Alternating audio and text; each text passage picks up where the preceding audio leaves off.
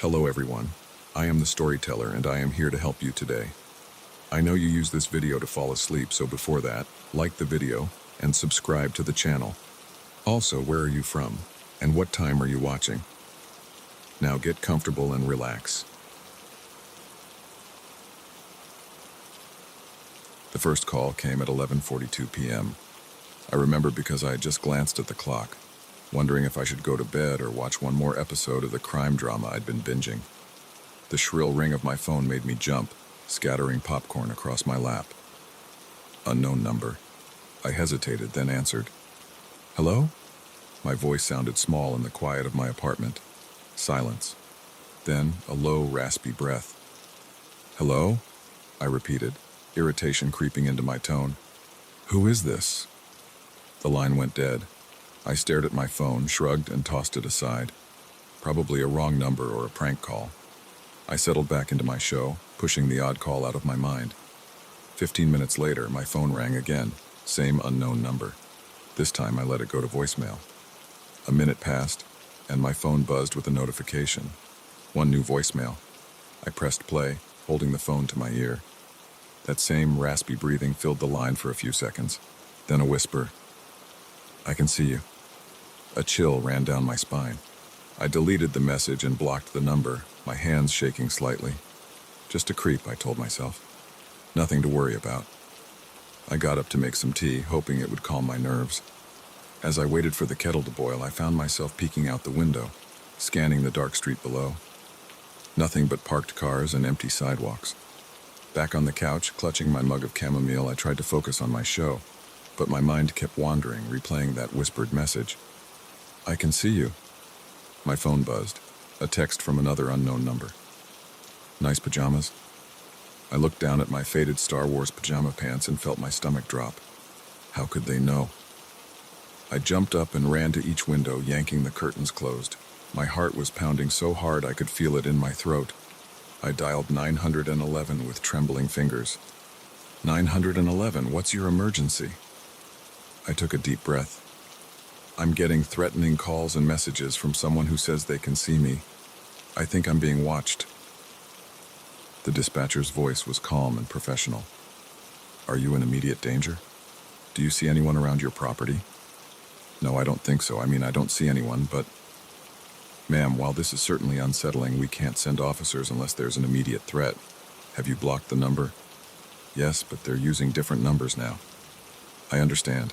Keep your doors and windows locked, and if you see anyone suspicious or feel you're in danger, call us back immediately. I hung up, feeling frustrated and scared. They weren't going to help me. My phone rang again. Another unknown number. Against my better judgment, I answered. Stop calling me, I said, trying to sound firm and unafraid. A low chuckle. But we're just getting started, Sarah. My blood ran cold. They knew my name. Who is this? What do you want? I demanded. I want you to look out your window, Sarah. I have a surprise for you. The line went dead. Every instinct screamed at me not to do it, but I found myself moving towards the window. My hand shook as I reached for the curtain. I took a deep breath and pulled it back just an inch. At first I saw nothing. Then a movement caught my eye. A figure stood on the sidewalk across the street, partially hidden by a tree. They were looking right at my window. I let the curtain fall back and stumbled away from the window, my heart racing. This couldn't be happening. It had to be a coincidence, right?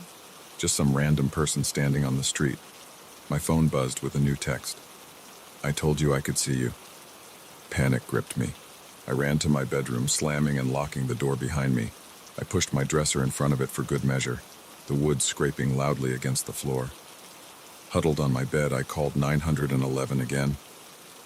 There's someone outside my apartment, I said, my voice shaking. They've been calling and texting me, and now they're outside. Please, I need help. We'll send a patrol car to check it out. Stay inside and keep your doors locked.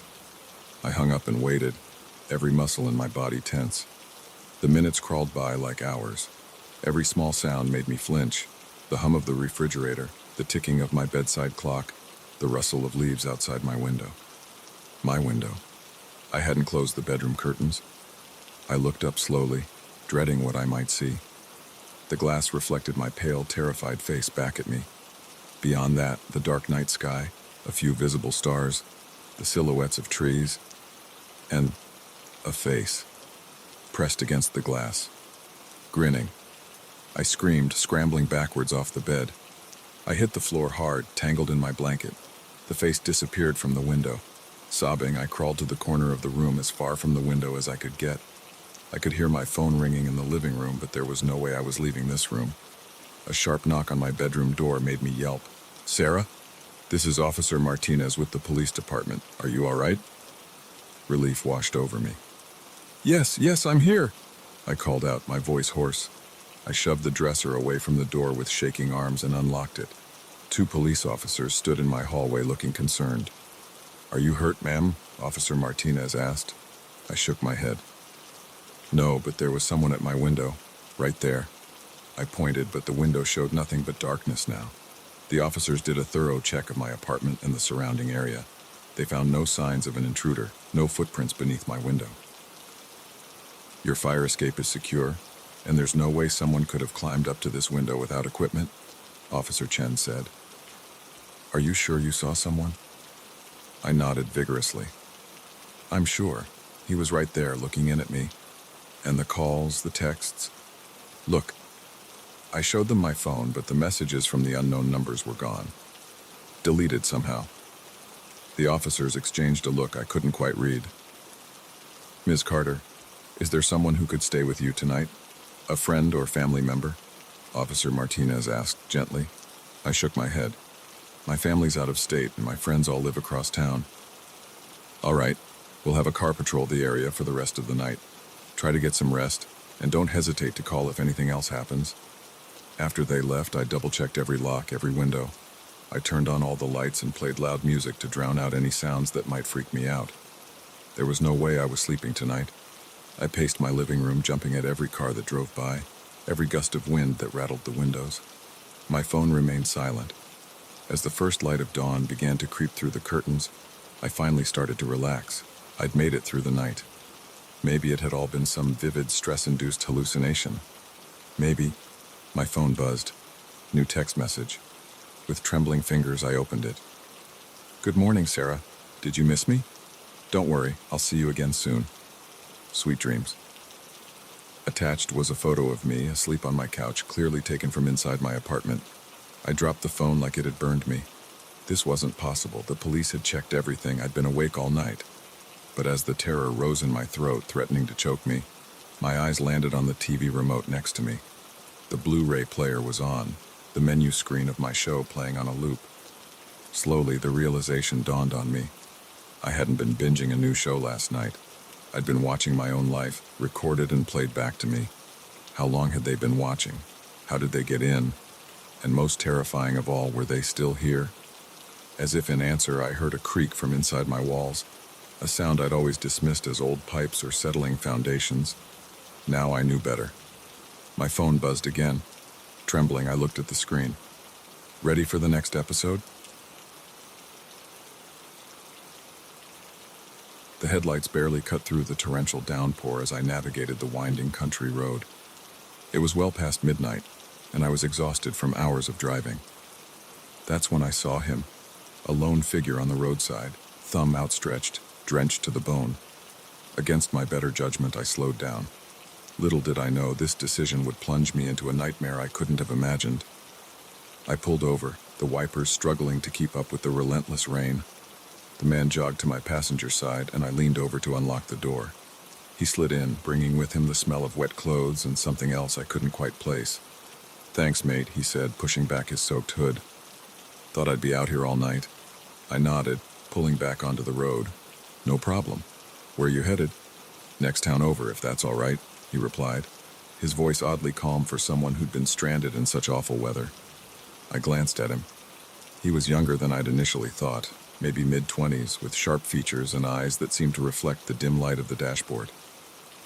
"I'm Jake," I offered, hoping some conversation would keep me alert for the drive. "Matt," he replied simply. We drove in silence for a few minutes, the rhythm of the rain and the swish of the wipers the only sounds. I tried to focus on the road, but my eyes kept darting to my unexpected passenger. There was something off about him, but I couldn't put my finger on what. "So, what brings you out on a night like this?" I asked, trying to break the uncomfortable silence. Matt shrugged. "Sometimes you just need to get away, you know?" I nodded, though I didn't really understand. Who chooses to hitchhike in the middle of a storm? "What about you?" he asked. "Long drive?" "Yeah, coming back from a business trip. Should have gotten a hotel for the night, but I wanted to get home." Matt hummed in response, his eyes fixed on the road ahead. The rain seemed to be getting heavier, if that was even possible. I leaned forward, squinting through the windshield. "Crazy weather, huh?" I said, more to fill the silence than anything else. No response. I glanced over at Matt, and my heart nearly stopped. The passenger seat was empty. I slammed on the brakes, the car fishtailing slightly on the wet road. I looked around wildly, half expecting to see Matt somehow in the back seat. But the car was empty except for me. My mind raced. Had I imagined him? Was I so tired that I'd hallucinated an entire conversation? But no, the seat was wet where he'd been sitting. The musty smell of his damp clothes still lingered in the air. With shaking hands, I put the car in park and turned on the interior lights. I searched the car, looking under the seats, even popping the trunk, though I knew it was impossible for him to have gotten there. Nothing. No trace of Matt. I got back in the car, my clothes now soaked from the rain, and sat there, trying to make sense of what had just happened. There was no way he could have jumped out. We'd been going at least 50 miles per hour, and I would have noticed the door opening. I took a deep breath, trying to calm my racing heart. Maybe I had dozed off for a second and dreamed the whole thing. Sleep deprivation could do strange things to a person's mind, right? But as I went to put the car back in drive, something caught my eye. There on the dashboard was a small puddle of water, and next to it, unmistakably, was a muddy fingerprint. A chill ran down my spine. This was real. Matt had been here, and now he was gone. I put the car in drive and pressed the gas pedal to the floor, desperate to put as much distance between me and the stretch of road as possible. My mind whirled with possibilities, each more terrifying than the last. As I drove, I couldn't shake the feeling that I wasn't alone. Every shadow seemed to move. Every reflection in the rearview mirror made me jump. I found myself checking the back seat obsessively, half expecting to see Matt's face grinning back at me. After what felt like hours, but was probably only minutes, I saw lights ahead. A gas station. I pulled in, the bright fluorescent lights a stark contrast to the dark, wet night. I sat there for a moment, engine idling, trying to decide what to do. Should I call the police? Would they even believe me? Finally, I worked up the courage to go inside. The bell above the door jingled as I entered, making me jump. The clerk, an older man with a scraggly beard, looked up from his magazine. "Nasty night to be out," he commented. I nodded, trying to appear calm. "Yeah, it's pretty bad out there. Hey, this might sound crazy, but have you seen anyone else come through here tonight? A young guy, maybe mid-20s? The clerk furrowed his brow. "Can't say that I have. You're the first customer I've had in hours. Everything okay?" I hesitated. Should I tell him? Would he think I was crazy? I picked up a hitchhiker a few miles back, I started, the words tumbling out. And then he just disappeared. From inside my moving car. I expected the clerk to laugh, to tell me I must be tired and seeing things. Instead, his face paled. "You picked him up on Blackwood Road?" he asked, his voice barely above a whisper. I nodded, a sense of dread growing in the pit of my stomach. The clerk sighed, rubbing his face with his hands. "You're not the first, you know. It's been happening for years. Always on rainy nights, always on that stretch of road." What are you talking about?" I asked, though part of me didn't want to know the answer. "There was an accident about 10 years back," the clerk said, his eyes distant. "Young guy, hitchhiking in a storm. Driver didn't see him until it was too late. Hit him head on. They say he died instantly." I felt the blood drain from my face. But I talked to him. He was in my car." The clerk nodded solemnly. "They all say that. Sometimes he talks, sometimes he doesn't, but he always disappears." I stumbled back, gripping the counter for support. This couldn't be real. Ghosts weren't real. I was tired, that's all. I was seeing things. "Look, son," the clerk said, his voice gentle. "Why don't you sit down for a bit? I've got some coffee in the back. You look like you could use it." I nodded numbly, following him to a small break room. He poured me a cup of coffee, the aroma helping to ground me somewhat. What? What do I do now? I asked, my voice shaking. The clerk shrugged. Not much you can do. He's never hurt anyone, far as I know. Just gives them a good scare. My advice? Get some rest and try to put it behind you. But as I sat there sipping the too-hot coffee, I knew I'd never be able to forget. The image of Matt, his eyes reflecting the dashboard lights, was burned into my memory. After a while, I thanked the clerk and headed back to my car. The rain had finally let up, and a full moon peeked through the breaking clouds. I took a deep breath, trying to steel myself for the rest of the drive home. As I reached for the door handle, I froze. There in the back seat was a shape. A human shape. My heart pounded as I leaned in for a closer look. It was my jacket. The jacket I could have sworn I'd left at home. I laughed, the sound bordering on hysterical. My imagination was really getting the best of me. I got in the car, shaking my head at my own foolishness. As I went to start the engine, my eyes caught something in the rearview mirror. For just a second, I could have sworn I saw Matt's face, his eyes meeting mine in the reflection. But when I whipped around to look, the back seat was empty. I peeled out of the gas station, my tires squealing on the wet pavement. As I drove, I couldn't shake the feeling that I wasn't alone. Every shadow on the road looked like a person. Every reflection in my mirrors made me flinch. I made it home in record time, my hands shaking as I unlocked my front door. I left the lights off, not wanting to see if anything or anyone had followed me home. As I lay in bed that night, unable to sleep, I couldn't stop thinking about Matt. Was he out there now, thumb outstretched on that lonely stretch of road? How many other unsuspecting drivers would pick him up, only to be left shaken and questioning their sanity? One thing was certain. I'd never pick up another hitchhiker again. And on rainy nights, I'd be sure to avoid Blackwood Road, because now I knew the truth. Sometimes the ghosts of the past don't stay in the past. Sometimes they hitch a ride into the present, leaving us to grapple with a reality we're not prepared to face. The moment I answered that call, I knew this night shift would be different. Her voice, trembling and desperate, shattered the monotonous silence of the empty office building. "Please," she whispered, "you have to help me. I'm trapped somewhere inside." Little did I know those words would plunge me into a nightmare that would make me question everything I thought I knew about this place I'd guarded for years. I've been a night security guard at Oakwood Tower for the better part of a decade. 12 floors of polished corporate emptiness, my domain from dusk till dawn.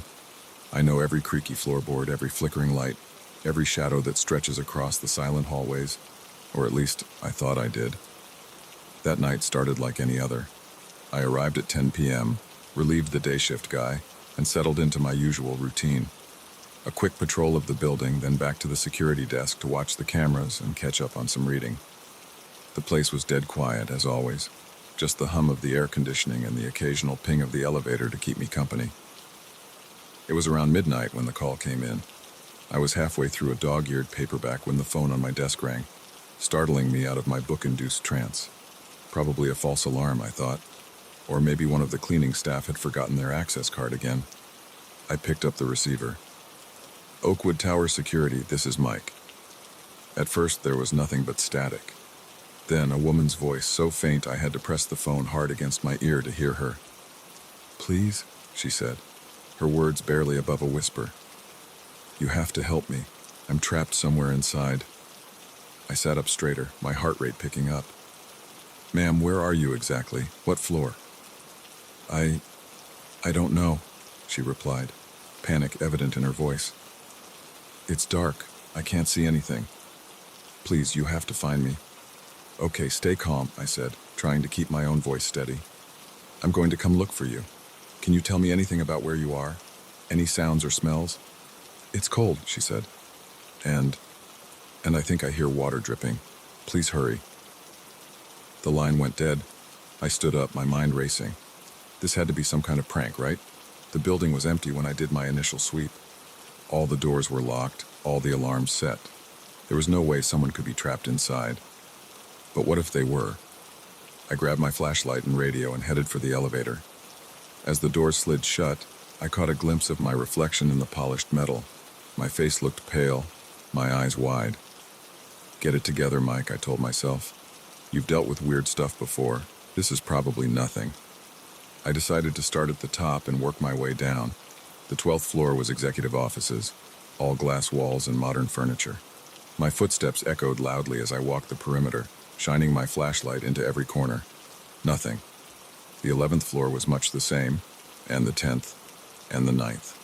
With each empty floor, I felt a mix of relief and growing unease. Where was this woman? How had she gotten in? As I stepped off the elevator onto the 8th floor, something felt different. The air was cooler here, almost damp. I shone my flashlight down the hallway and the beam caught something that made my blood run cold. Footprints. Wet footprints on the carpet leading away from the elevator. I followed them slowly, my heart pounding in my chest. They led to a door at the end of the hall, a supply closet if I remembered correctly. I put my hand on the doorknob, took a deep breath, and turned it. The door creaked open, revealing nothing but cleaning supplies and a mop bucket. No woman, no sign of anyone.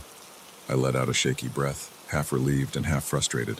What was going on here? That's when I heard it. Footsteps coming from somewhere behind me. I whirled around, my flashlight beam cutting through the darkness. "Hello?" I called out. "Is someone there?" No response. Just more footsteps, fading away now. I ran after the sound, turning a corner just in time to see a shadow disappear into the stairwell. "Hey!" I shouted, sprinting to the door. I yanked it open and looked down the stairs, but there was nothing. No sound, no movement. Just the echo of my own heavy breathing. I keyed my radio. "Control, this is Mike. I've got a possible intruder in the building, requesting backup."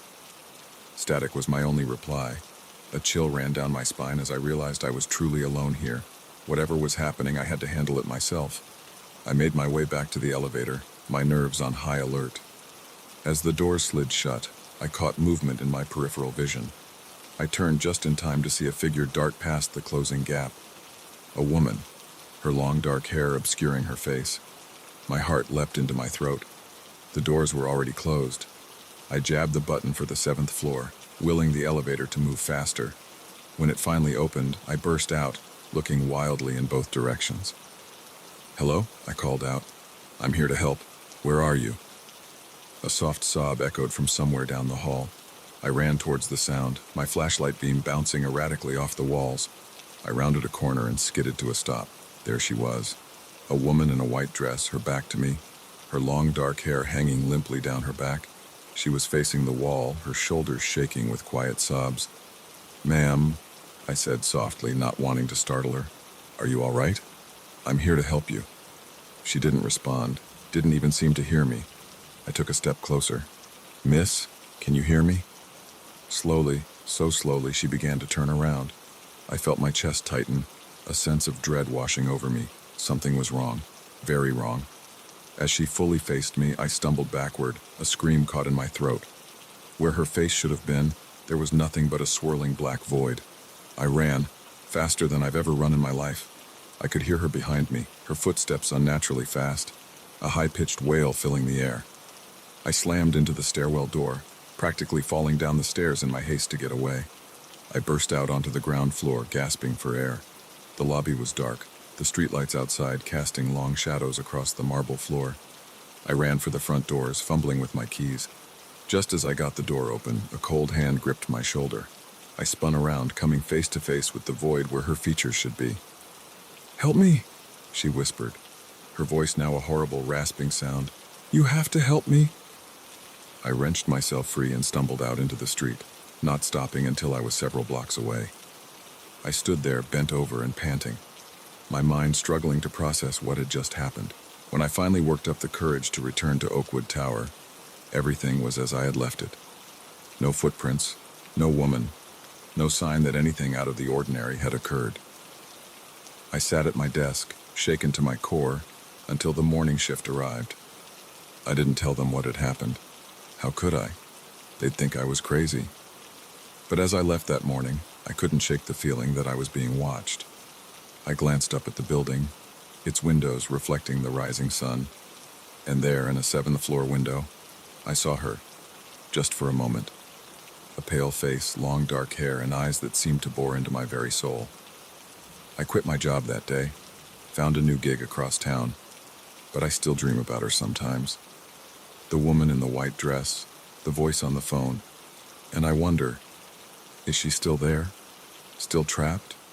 Still waiting for someone to answer her call? I don't know if I'll ever have the answers, but one thing's for sure. I'll never set foot in Oakwood Tower again.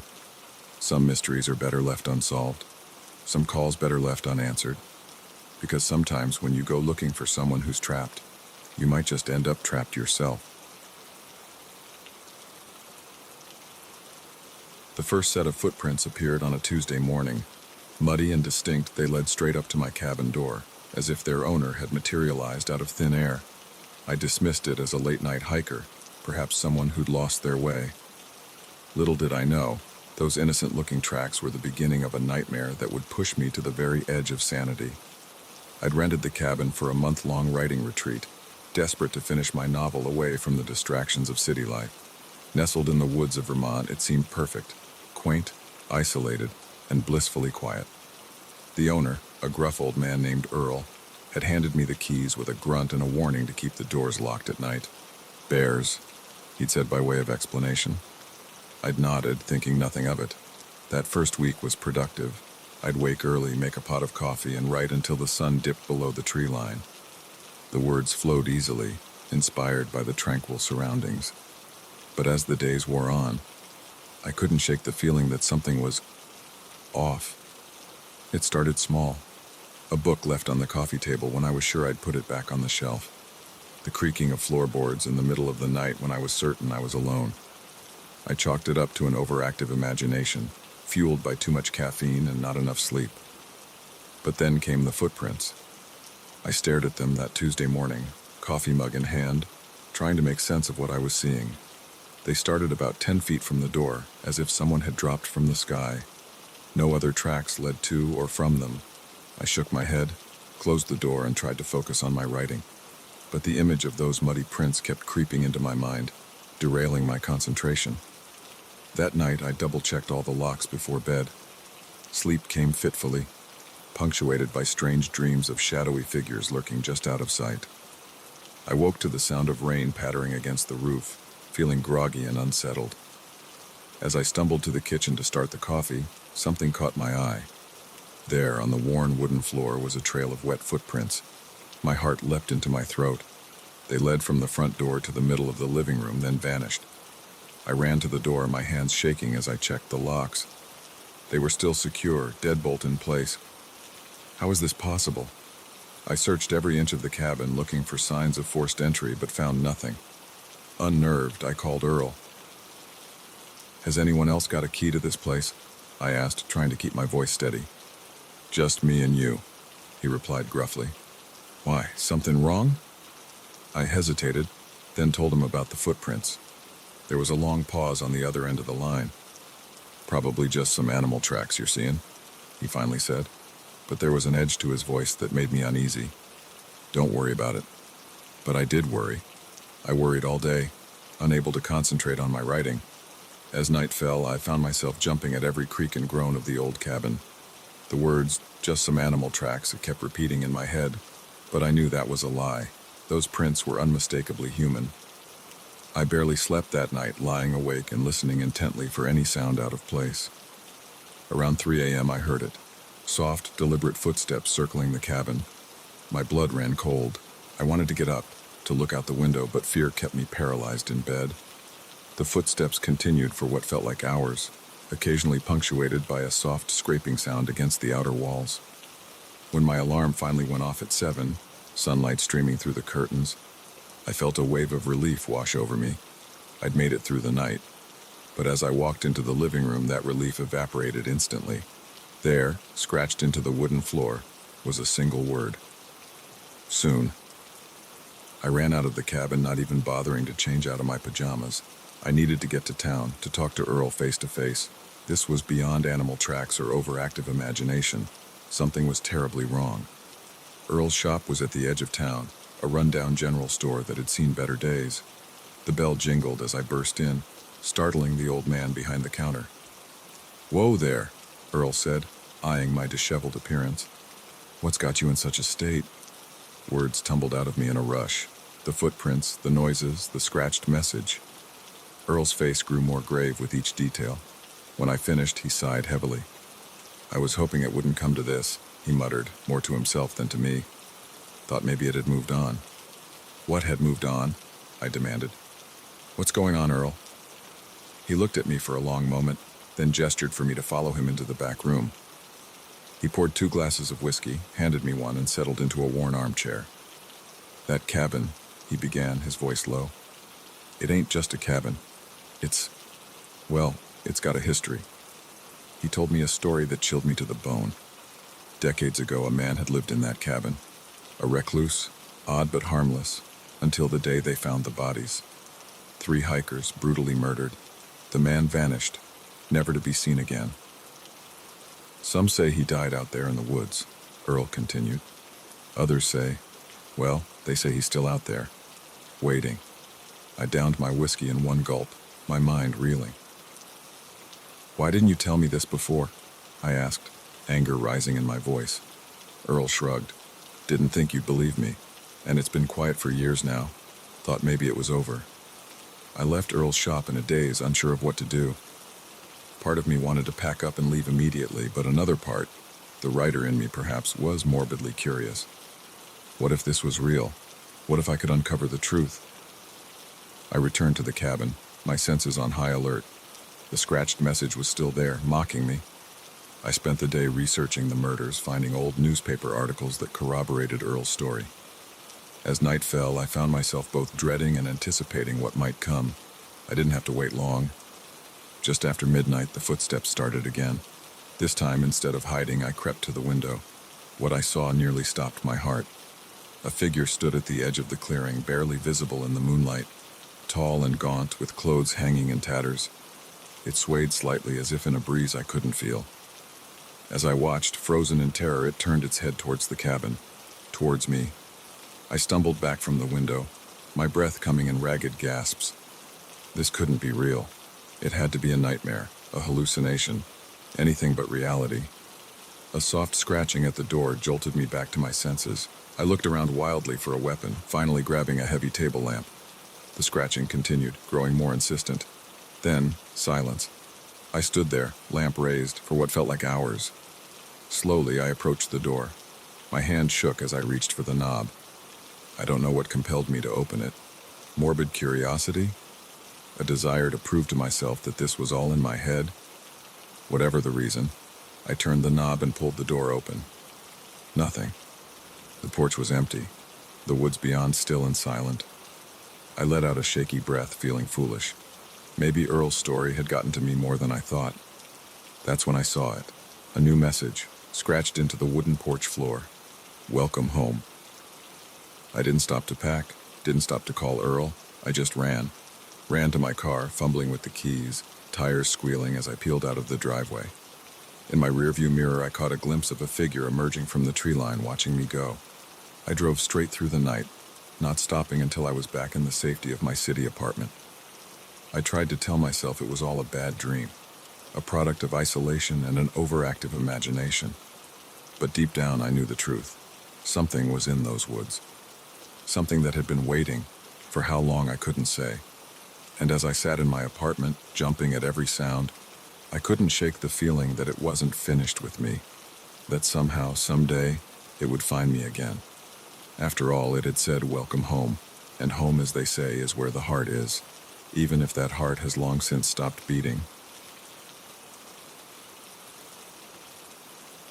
The moment I saw his eyes in the rearview mirror, I knew I'd made a terrible mistake.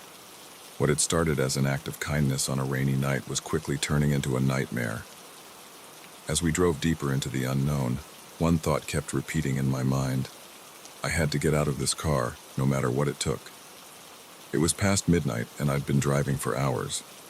The rain had started as a light drizzle, but had turned into a relentless downpour, making it nearly impossible to see more than a few feet ahead.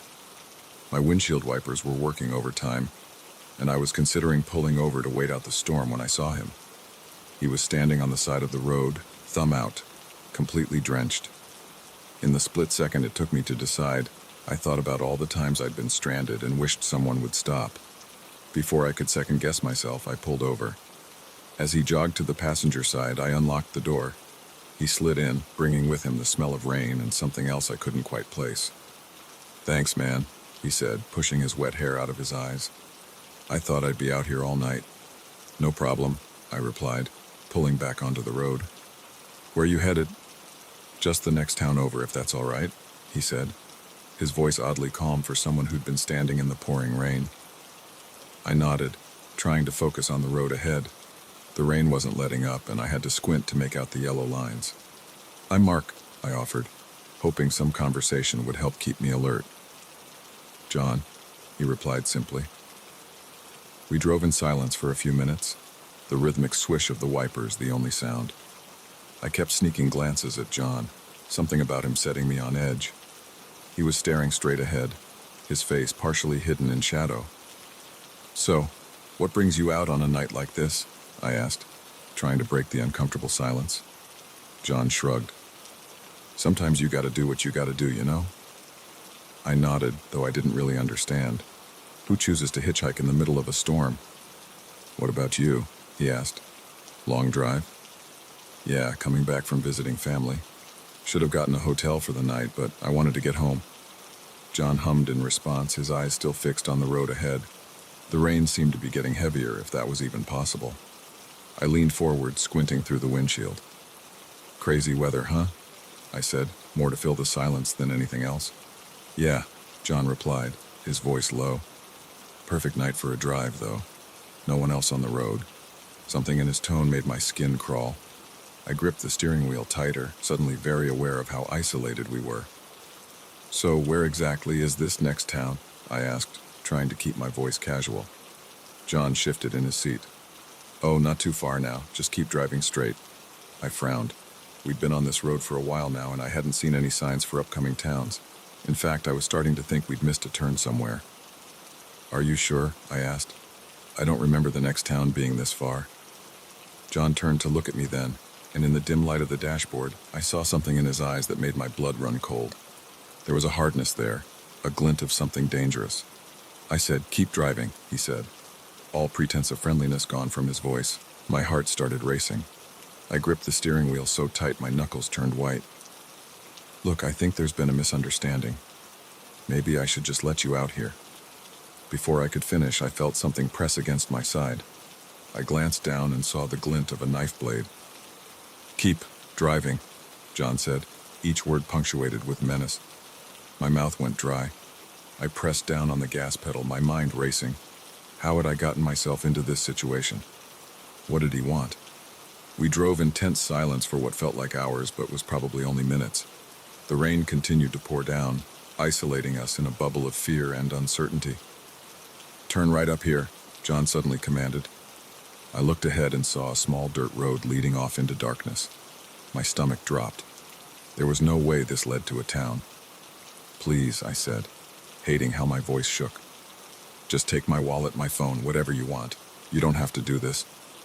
John laughed, a harsh sound that sent chills down my spine. "Oh, but I do. Now turn." With shaking hands, I turned onto the dirt road. The car bounced and slid in the mud, the headlights barely cutting through the darkness ahead. My mind raced, trying to think of a way out. Could I crash the car? Jump out? But with the knife at my side, any sudden movement could be fatal. "Stop here," John said after we'd gone about a mile down the road.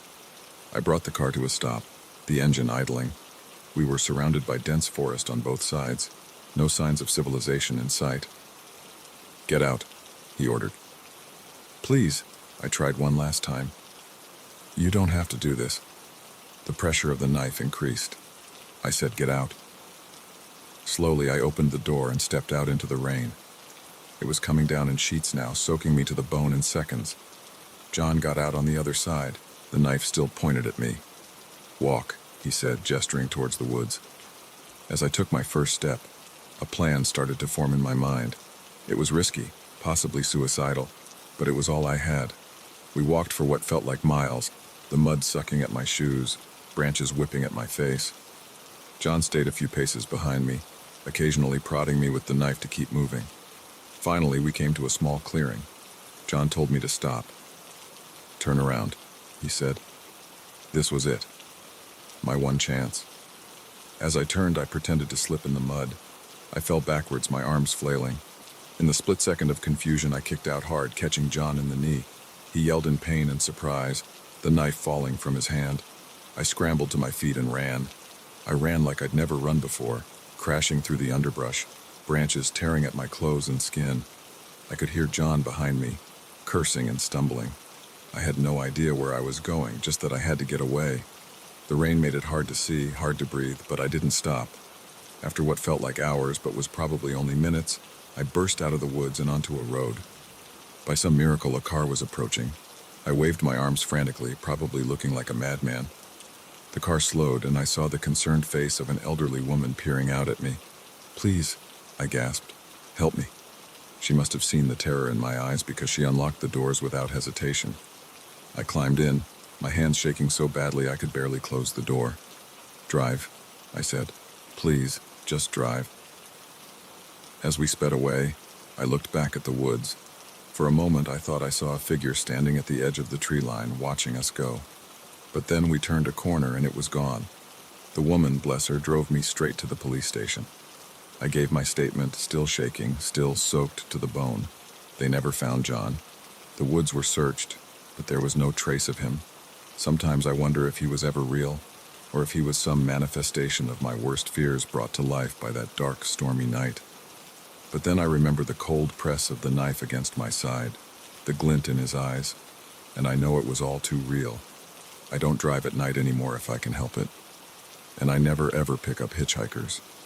Some acts of kindness aren't worth the risk, because sometimes the real monsters aren't hiding in the woods or under our beds. Sometimes they're sitting right next to us, waiting for their moment to strike. The first time I noticed something was off, it was my favorite coffee mug. I could have sworn I'd left it in the sink, but there it was, sitting on the kitchen counter, clean and dry. I brushed it off as forgetfulness, a side effect of my long hours at work. But as the days went by, more things started to feel wrong. Little did I know, this was just the beginning of a nightmare that would turn my own home into a prison of fear and paranoia. I'd been living in this apartment for about 6 months. It was nothing fancy, just a small one-bedroom in a quiet part of town. The rent was cheap, and the landlord, Mr. Keegan, seemed nice enough. He was an older guy, probably in his 60s, with thinning gray hair and a perpetual look of exhaustion on his face. At first, everything was normal.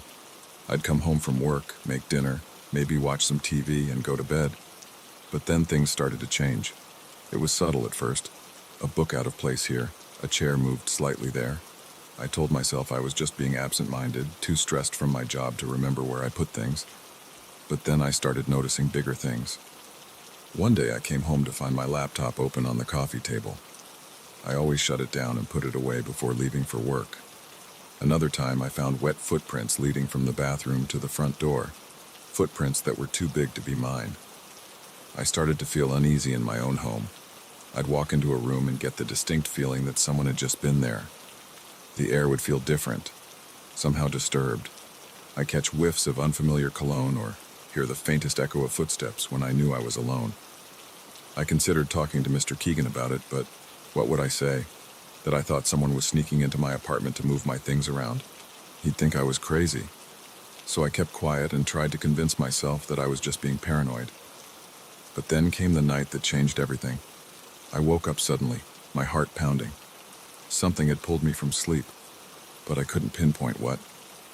The digital clock on my nightstand read 3:17 a.m. As I lay there trying to calm my racing pulse, I heard it, the soft creak of a floorboard in the living room. I froze, barely daring to breathe. There it was again, closer this time. Someone was in my apartment. Panic gripped me. I reached for my phone, ready to call 911, but my fingers froze over the keypad. What if they heard me? What if they came in here? The footsteps stopped right outside my bedroom door. I could see the shadow of feet in the gap beneath it. My whole body tensed, waiting for the handle to turn. But it didn't. After what felt like an eternity, the shadow moved away. I heard more creaks, then the soft click of the front door closing. I didn't move for hours, too terrified to even check if they were really gone. When the first light of dawn started to creep through my curtains, I finally found the courage to get up. The apartment looked normal. Nothing was missing. Nothing was out of place. If it weren't for the lingering scent of that unfamiliar cologne, I might have convinced myself it was all a bad dream. I called in sick to work that day. I couldn't bear the thought of leaving my apartment unattended. Instead, I went to the hardware store and bought new locks for my doors and windows. I installed them all myself, my hands shaking the entire time. That night, I barely slept. Every little noise made me jump. I kept imagining I heard footsteps, kept seeing shadows move out of the corner of my eye. The next day, exhausted and on edge, I decided I needed proof. I went out and bought a small security camera, the kind you can hide easily. I set it up in my living room, angled to capture most of the apartment. For days, nothing happened. The camera recorded hours of empty rooms and me going about my daily routine. I started to think that maybe I had imagined the whole thing, that stress and lack of sleep had made me paranoid. And then, a week after I installed the camera, it happened. I was at work when I got the notification on my phone that the camera had detected movement. With shaking hands, I opened the app and watched the live feed. There was someone in my apartment, a man, moving around my living room like he owned the place. As he turned towards the camera, I felt my blood run cold. It was Mr. Keegan. I watched in horror as he casually walked through my home, picking things up and examining them. He went into my bedroom, staying there for far too long. When he came out, he was carrying one of my sweaters. He held it to his face and inhaled deeply before putting it back. I felt sick. This couldn't be happening. How long had this been going on? How many times had he been in my home while I was away? While I was sleeping? I left work early, my mind reeling. I didn't know what to do. Should I confront him? Call the police? Move out immediately? When I got home, everything looked normal, just like always. But now I knew the truth. I could almost see the ghost of Mr. Keegan moving through my rooms, touching my things, invading my privacy. I couldn't stay there. I packed a bag and went to stay with a friend, showing her the video footage and explaining everything. She insisted we go to the police. The officers took my statement and watched the video. They seemed concerned, but warned me that since Mr. Keegan was the landlord and technically had the right to enter for maintenance, it might be hard to prove criminal intent. Still, they agreed to investigate. They interviewed Mr. Keegan, who apparently broke down and confessed almost immediately. He'd been doing this for years, he said, to multiple tenants. The police found evidence in his own apartment, photographs, stolen items, detailed journals of his intrusions. I never went back to that apartment. I couldn't bear the thought of being in that space, knowing what had happened there. Even after moving to a new place, it took months before I could relax in my own home again. Sometimes I still wake up in the middle of the night, certain I hear footsteps outside my door. I have to remind myself that it's over, that I'm safe now. But a part of me wonders if I'll ever truly feel secure again. The experience taught me a harsh lesson about trust and privacy. We like to think of our homes as sanctuaries, as the one place where we can truly be ourselves. But the truth is, we're vulnerable even in our most private spaces. The locks on our doors can't always keep out the monsters, especially when the monster has a key. Now, I always check my security cameras before I go to bed. I have sensors on all my doors and windows. Some might call it paranoia, but I call it self-preservation. Because I know firsthand that sometimes the greatest threats aren't strangers lurking in dark alleys. Sometimes they're the familiar faces we see every day, hiding sinister secrets behind friendly smiles. Mr. Keegan is in prison now, but I often wonder about his other victims. How many lives did he invade? How many people are out there, feeling uneasy in their own homes, not knowing why? And how many other Mr. Keegans are out there, holding keys to apartments, hiding behind the facade of helpful landlords? I don't have answers to these questions. All I know is that I'll never take my privacy for granted again, because once it's violated, you realize just how precious and fragile it really is, and no lock in the world can fully restore that sense of security once it's been shattered.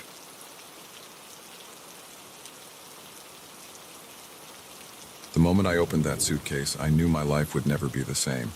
Stacks of crisp bills stared back at me, more money than I'd ever seen in my life.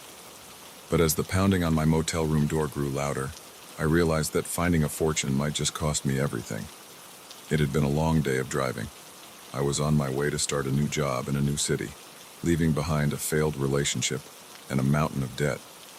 The cheap motel on the outskirts of town wasn't much, but it was all I could afford for the night. I remember thinking how quiet the place was as I pulled into the parking lot. Just a few cars scattered here and there, their owners probably tucked away in their rooms for the night. The neon vacancy sign flickered weakly, casting an eerie red glow over the cracked asphalt. The night clerk barely looked up from his magazine as I checked in. He slid a key across the counter, an actual metal key, not one of those electronic cards. It felt heavy in my hand, like it carried the weight of all the stories these walls had seen. Room 13, of course. I lugged my duffel bag up the creaky stairs, the smell of stale cigarettes and cheap air freshener assaulting my nose. The key stuck in the lock, and for a moment I thought I might be spending the night in the hallway. But with a final jiggle and a hard turn, the door swung open. The room was about what I expected: faded wallpaper, a sagging bed, and a TV that looked like it had been around since the 90s.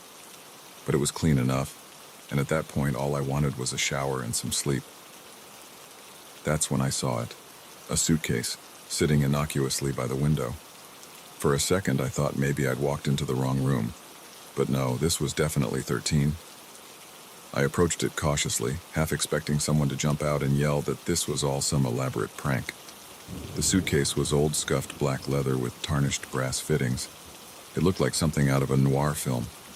I should have called the front desk right then. Should have reported the mysterious luggage and asked for a different room. But curiosity got the better of me. I mean, how often do you find a strange suitcase in your motel room? The latches opened with a soft click. I held my breath as I lifted the lid. Money. Stacks and stacks of $100 bills neatly bound and filling the suitcase to the brim.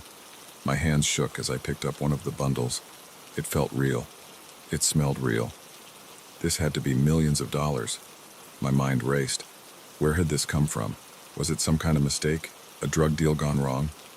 I should close it, I thought. Close it and pretend I never saw it. Call the police, maybe. But then I thought about my maxed-out credit cards, the student loans hanging over my head, the crappy apartment waiting for me in the city, all I could afford on my new entry-level salary. Just as I was contemplating what this money could mean for my life, I noticed something else. A small envelope tucked into the lining of the suitcase. With trembling fingers, I opened it and pulled out a single sheet of paper. The message was brief and chilling. Delivered to 1029 Cypress Avenue. You have until 2 a.m. Do not contact anyone. We're watching. I glanced at the clock on the nightstand. 11:47 p.m. Just over 2 hours. My heart pounded in my chest.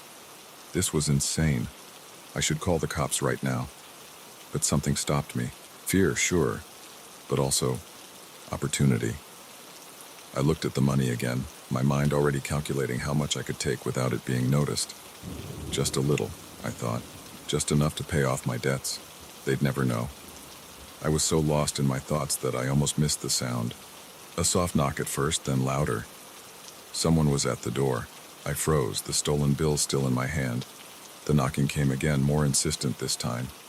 Housekeeping, a muffled voice called. Housekeeping? At midnight?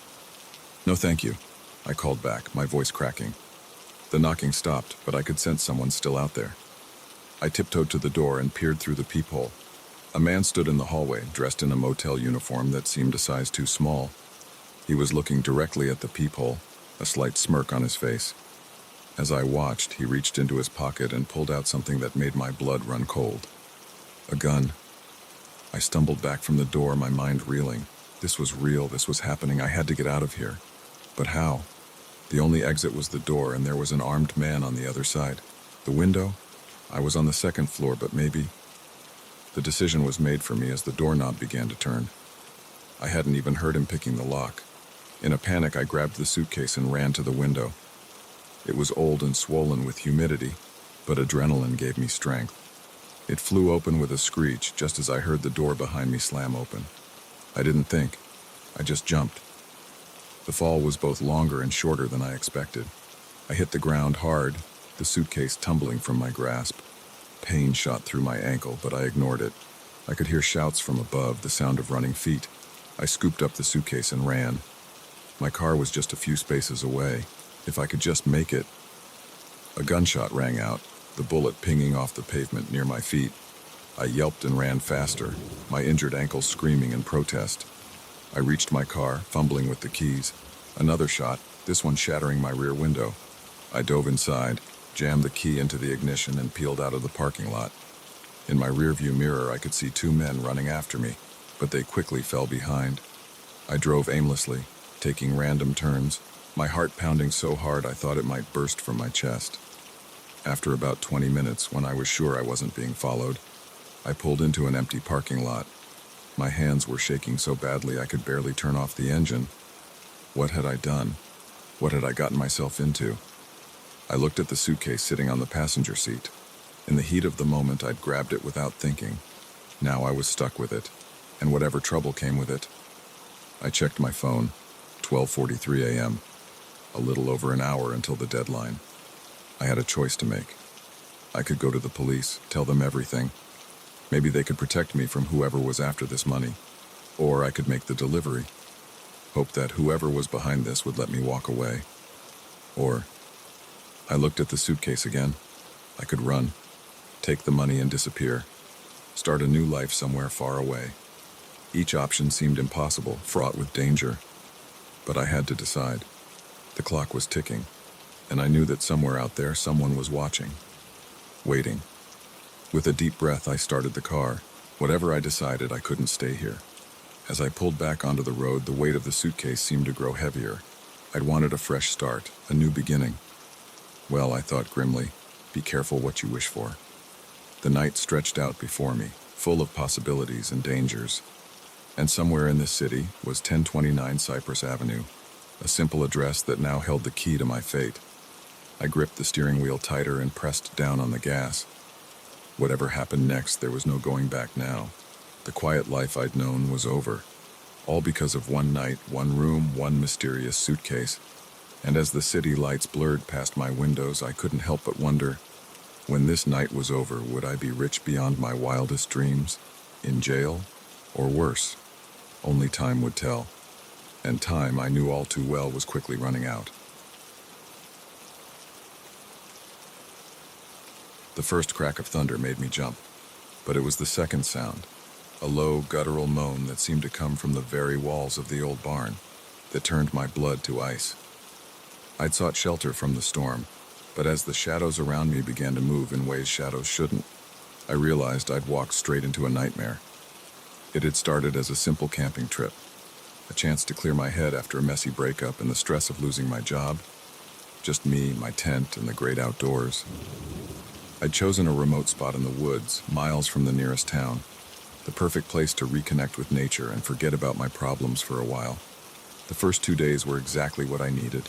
The fresh air, the quiet, the simple routine of gathering firewood and cooking over an open flame. I felt more relaxed than I had in months. But on the third day, everything changed. I woke to dark clouds rolling in, the air heavy with the promise of rain. I should have packed up then, headed back to civilization. But I convinced myself it was just a passing shower. I could wait it out. By mid-afternoon, I knew I'd made a mistake. The wind picked up, whipping through the trees with a fury that bent branches and sent leaves swirling. The first drops of rain were fat and heavy, quickly turning into a deluge that had me scrambling to secure my tent. It was a losing battle. Within minutes, my campsite was a soggy mess. I needed to find better shelter, and fast. That's when I remembered the old barn I'd passed on my hike the day before. It was about a mile away, but it was my best option. I grabbed my backpack, stuffed in what essentials I could, and set off through the worsening storm.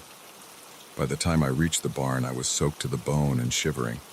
The structure loomed before me, a dark silhouette against the gray sky. It was larger than I remembered, and in the gloom of the storm, it looked far more ominous than it had in the sunshine. I hesitated at the entrance, suddenly unsure. There was something off about the place, a stillness that seemed unnatural, even with the raging storm around it. Another crack of thunder made the decision for me. I ducked inside, grateful for the reprieve from the rain. The interior was dim, lit only by the occasional flash of lightning through the gaps in the wooden walls. The air was thick with the smell of damp hay and something else, something musty and unpleasant that I couldn't quite place. I moved deeper into the barn, my eyes slowly adjusting to the darkness. Old farm equipment cast strange shadows, and I could hear the scurrying of small animals in the corners, but overall it seemed dry and secure, a good place to wait out the storm. I found a relatively clean patch of hay and sat down, rummaging in my backpack for a dry shirt. That's when I heard it, a sound so faint I thought I'd imagined it at first. A whisper, like someone exhaling a long, slow breath. I froze, my hand still in my backpack. "Hello?" I called out, my voice sounding unnaturally loud in the empty barn. "Is someone there?" No response, just the howling of the wind outside and the steady drumming of rain on the roof. I shook my head, laughing nervously at my own jumpiness. Of course no one was here. It was just an old empty barn in the middle of nowhere. I changed into my dry clothes and tried to get comfortable. The storm showed no signs of letting up, and I resigned myself to spending the night here. It wasn't ideal, but it was better than being out in that downpour. As night fell, the darkness in the barn became absolute. My flashlight cast a weak beam that seemed to be swallowed up by the shadows. I kept it on, a small circle of light that did little to dispel the growing sense of unease that was settling over me. That's when the noises started. At first it was just creaks and groans, old wood settling, I told myself. But then came sounds I couldn't explain away so easily. Scratching noises from the walls, soft thuds from the hayloft above, and worst of all, that whispering sound again, closer now, like someone was standing just beyond the reach of my flashlight. I pulled my knees to my chest, my eyes darting around wildly. This wasn't right. I shouldn't be here. Every instinct was screaming at me to run, storm or no storm. But where would I go? I was miles from anywhere, in the middle of a forest I barely knew, in pitch darkness and pouring rain. A particularly loud thud from above made me yelp. I swung my flashlight toward the sound, and for a split second, I thought I saw something move in the hayloft. A dark shape, too big to be an animal, ducking out of sight. "Who's there?" I shouted, my voice cracking with fear. "This isn't funny." That's when the whispering started again, but this time I could make out words. "Join us," it seemed to say, the sound coming from everywhere and nowhere at once. "Stay with us." I scrambled to my feet, my heart pounding so hard I could feel it in my throat. This couldn't be happening. I had to be dreaming or hallucinating or... A hand touched my shoulder. I screamed, spinning around and swinging my flashlight like a weapon. The beam caught something, a face pale and gaunt with eyes that reflected the light like an animal's. It grinned at me, revealing teeth that were far too sharp to be human. I ran. I didn't think, didn't plan, just ran blindly toward where I thought the door was. I could hear movement all around me now, the rustling of hay and the creaking of floorboards as unseen things gave chase. I slammed into the barn door with enough force to knock the wind out of me, fumbling with the latch in panic. It wouldn't budge. I was trapped. Hands grabbed at me from behind, cold and strong. I thrashed and kicked, somehow breaking free. In desperation, I threw myself at one of the walls where I'd seen gaps in the planks. The old wood gave way with a splintering crack, and suddenly I was outside, rain lashing at my face. I didn't stop to see if I was being followed. I just ran, stumbling through the dark forest, branches whipping at my face and arms. I ran until my lungs burned and my legs felt like jelly. When I finally stopped, gasping for breath, I realized I had no idea where I was. The storm still raged around me, but it was preferable to what I'd left behind in that barn. As the adrenaline faded, the reality of my situation sank in. I was lost in the woods, in the middle of a storm, with no supplies and no idea which way to go. But even that seemed better than going back. I started walking, picking a direction at random and hoping it would lead me to a road, a house, anything. As I trudged through the rain, my mind kept replaying what I'd seen in the barn. It couldn't have been real. Maybe I'd eaten some bad berries or hit my head, or... A distant sound made me stop in my tracks. Was that a car engine? Hope surged through me. I changed direction, moving as fast as I could toward the sound. After what felt like hours, but was probably only minutes, I burst out of the tree line onto a road. Headlights appeared in the distance. I waved my arms frantically, praying they'd see me. The car slowed, then stopped. An older couple peered out at me, concern evident on their faces. "Are you all right, son?" the man asked as I approached. I opened my mouth to explain, but how could I? How could I tell them about the horrors in the barn without sounding completely insane? I got lost," I managed to say. "Can you help me get to town?" They were kind enough to give me a ride. As we drove away, I kept looking back, half expecting to see pale faces and sharp-toothed grins in the rearview mirror, but there was nothing but darkness and rain. I never went camping again after that night. Sometimes, when the wind howls just right, I can still hear those whispers. "Join us," they say. "Stay with us." And I know with a certainty that chills me to my core that somewhere out there in a forest I'll never visit again, there's an old barn waiting for the next unsuspecting soul to seek shelter from the storm. The moment I realized Sarah was gone, I felt like I'd been plunged into an icy lake. 1 second she was there, sitting next to me in the passenger seat, and the next, nothing. Just an empty space where a person should have been.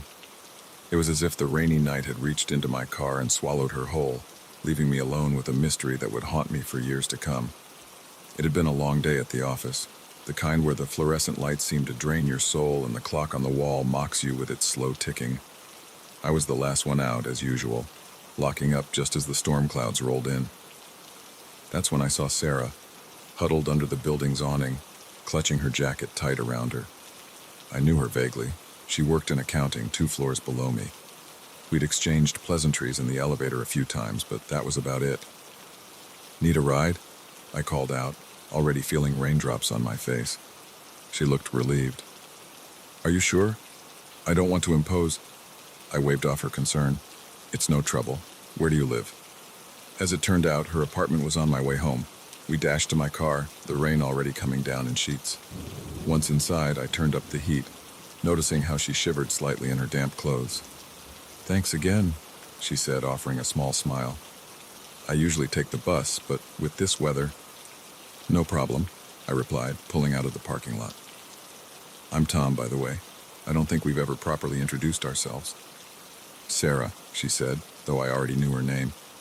"Nice to finally meet you, Tom." We fell into easy conversation as I navigated the rain-slicked streets. Sarah was funny and quick-witted, and I found myself enjoying her company more than I expected. We talked about work, our weekend plans, the latest office gossip. It felt nice, normal. The rain was getting heavier, making it hard to see more than a few feet ahead. I leaned forward, squinting through the windshield, wipers working overtime. "This is crazy," I muttered. "I can barely see the road." "Maybe we should pull over?" Sarah suggested, a note of concern in her voice. I shook my head. "We're almost to your place, just a few more minutes." I glanced over at her, offering what I hoped was a reassuring smile. She smiled back, but there was tension around her eyes. That was the last time I saw her. I turned my attention back to the road, focusing on not hydroplaning in the deep puddles that were forming. The rhythmic swish of the wipers and the drumming of rain on the roof filled the car. "So, any big plans this weekend?" I asked, trying to lighten the mood. No response. "Sarah?" I turned to look at her again, and my heart nearly stopped. The passenger seat was empty. I slammed on the brakes, the car fishtailing slightly before coming to a stop. For a long moment, I just sat there, staring at the vacant seat, trying to process what I was seeing, or rather, what I wasn't seeing. "Sarah," I called out again, louder this time. Maybe she'd somehow slipped into the back seat. But no, that was empty too. I got out of the car, rain immediately soaking through my clothes. "Sarah!" I yelled, my voice barely audible over the storm. There was no sign of her anywhere. My mind raced. Had she jumped out of the car? But why? And how hadn't I noticed? The door hadn't opened. I would have felt the rush of wind and rain, and we'd been going at least 40 miles per hour. If she'd somehow fallen out, she'd be seriously injured. I walked up and down the street, calling her name, peering into the darkness. But there was nothing, just empty sidewalks and the relentless rain. After what felt like hours, but was probably only minutes, I got back in the car, shaking from both cold and shock. I sat there, water dripping from my hair, trying to make sense of what had happened. Had I imagined her? No, that was impossible. We'd had a whole conversation. I could still smell her perfume in the car.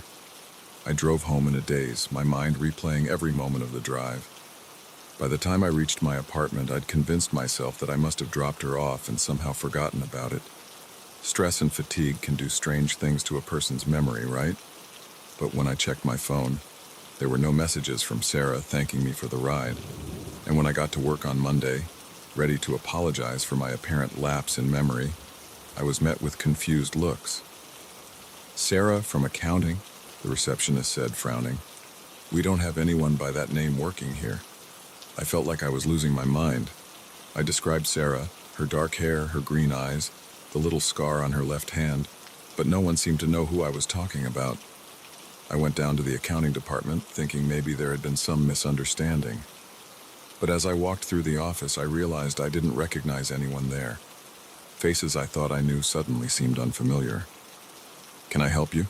a woman asked, noticing my confused wandering. "I'm looking for Sarah," I said, my voice sounding strange to my own ears. "She works here in accounting." The woman shook her head. "I'm sorry, there's no Sarah in this department. Are you sure you have the right floor?" I mumbled an apology and left, my head spinning. Back at my desk, I tried to focus on work, but I couldn't shake the feeling that something was terribly wrong. During my lunch break, I decided to do some digging. I searched the company directory, social media, even local news articles. There was no trace of Sarah anywhere. As the days turned into weeks, I became obsessed with finding her. I retraced our drive that night countless times, always in the rain, hoping to recreate the conditions. I put up flyers with her description, much to the concern of my coworkers who were starting to worry about my mental state. I even went to the police, but without a last name or any proof that Sarah had ever existed, they couldn't do much. The detective listened to my story with a mixture of skepticism and pity. "Look, Mr. Thompson," he said gently, "sometimes our minds play tricks on us, especially in stressful situations. Are you sure you didn't just imagine this woman?" But I knew I hadn't imagined her. The memory of our conversation was too vivid, too real. The way she laughed at my lame jokes, the slight crinkle around her eyes when she smiled. These weren't things you could invent. Months passed, and slowly life began to return to normal, or at least a new kind of normal. I still thought about Sarah every day, but the intensity of my search faded. I had to accept that I might never know what happened that rainy night. And then, exactly 1 year later, it happened again. I was driving home from work, another late night, another rainstorm. As I stopped at a red light, I glanced over at the passenger seat out of habit. My heart nearly stopped. Sarah was sitting there, looking exactly as she had that night a year ago. She turned to me, a sad smile on her face. "Hello, Tom," she said softly. "I'm sorry I disappeared on you like that." I couldn't speak, couldn't move. I just stared at her, afraid that if I blinked, she'd vanish again. "I know you have questions," she continued, "but I can't answer them. I'm not even sure I understand it myself. All I know is that sometimes on rainy nights like this, I exist, and sometimes I don't." The light turned green, but I didn't move. Cars behind me started honking. "You have to let me go, Tom," Sarah said, her form already starting to fade. "For both our sakes. Just remember, not everything in this world can be explained. Some mysteries are meant to remain unsolved." And with that, she was gone. Again. I sat there, oblivious to the angry horns behind me, tears mixing with the rain on my face. Part of me wanted to start searching again, to prove to myself and everyone else that I wasn't crazy. But a larger part knew that Sarah was right. Some things can't be explained, can't be solved. As I finally drove home, I felt a weight lift from my shoulders. The mystery of Sarah would always be a part of me, a reminder that the world is stranger and more wonderful than we can imagine. And on rainy nights, I'd always keep an eye on my passenger seat, just in case, because you never know when someone might appear or disappear right before your eyes.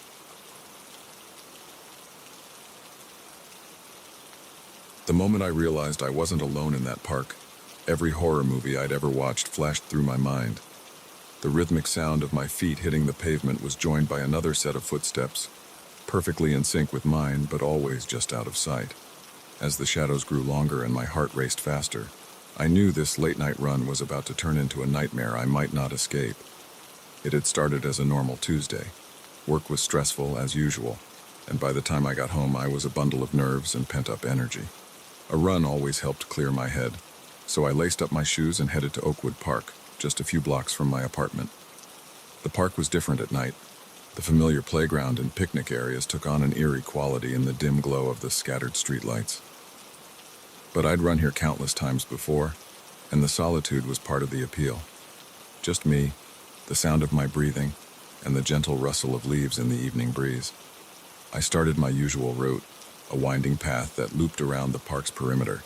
The first lap was uneventful. I focused on my breathing, feeling the day's tension start to melt away with each step. By the second lap, I had fallen into a comfortable rhythm. That's when I first noticed it. A sound just on the edge of my hearing, almost imperceptible. At first, I thought it was just an echo of my own footsteps bouncing off the trees. But as I rounded a bend, I realized it was something else. Another set of footfalls, perfectly matching my pace. I glanced over my shoulder, expecting to see another late-night runner.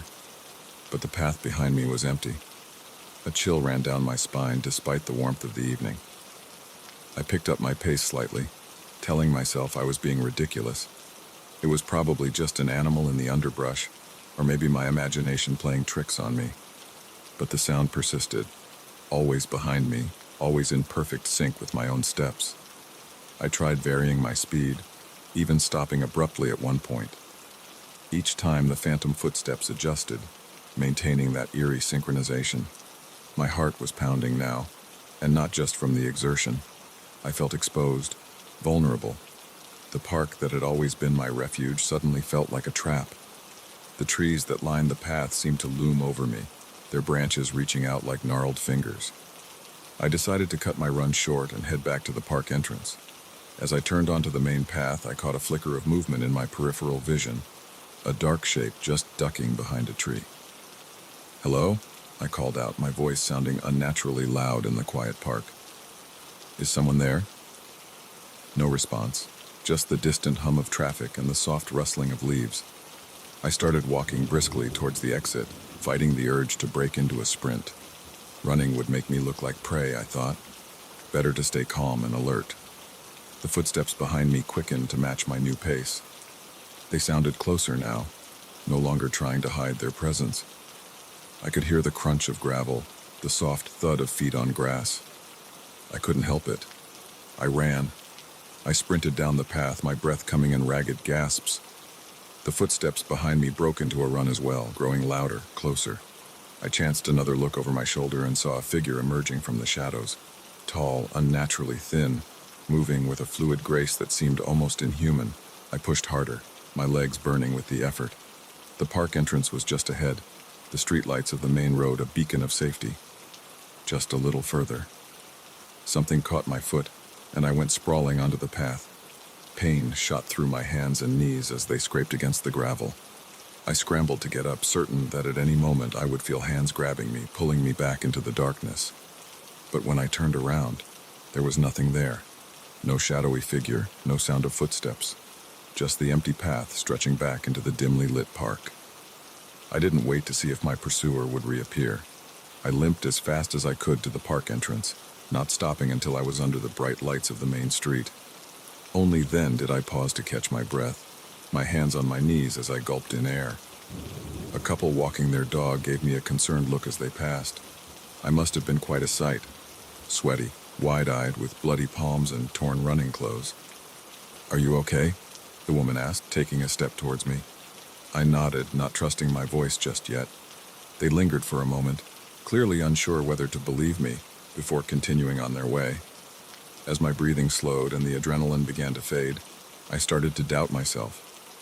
Had there really been someone following me? Or had I let my imagination run wild, turning normal nighttime park sounds into something sinister?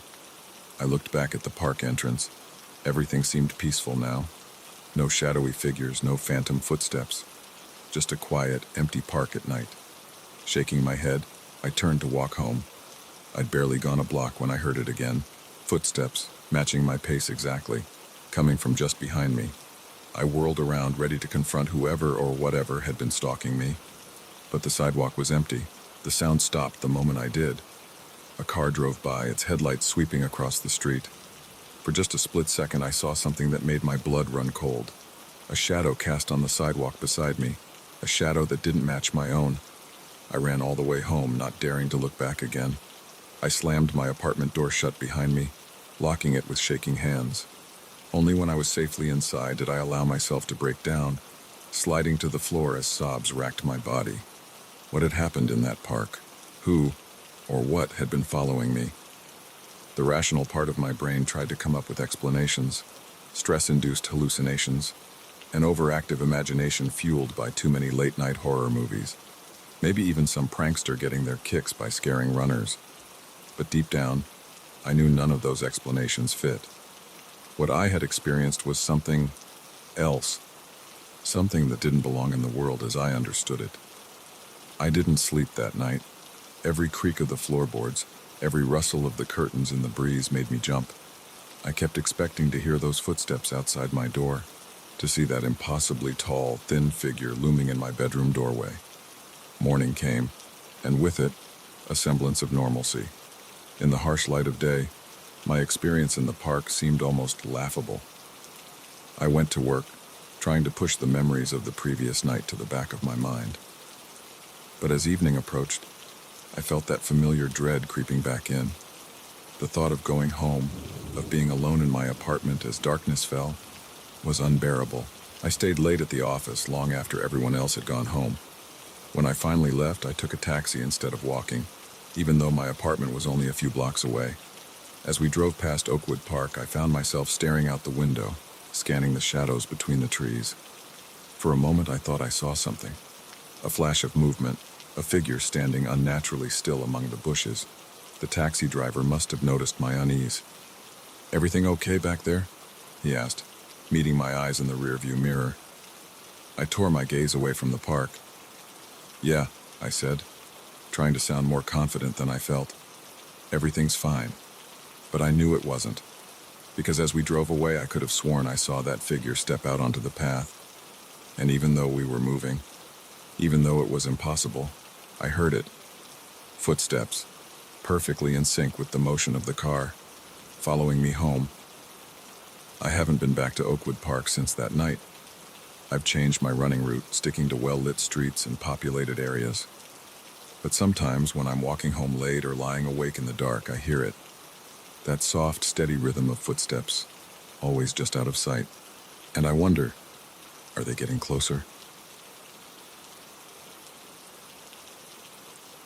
The scratching at the window was so faint at first, I thought it was just the wind. But as the sound grew more insistent, a chill ran down my spine. I was miles from civilization, alone in a cabin I'd rented for a peaceful getaway. Yet something was out there in the darkness, trying to get in. And as I would soon discover, this was only the beginning of a nightmare that would push me to the brink of sanity.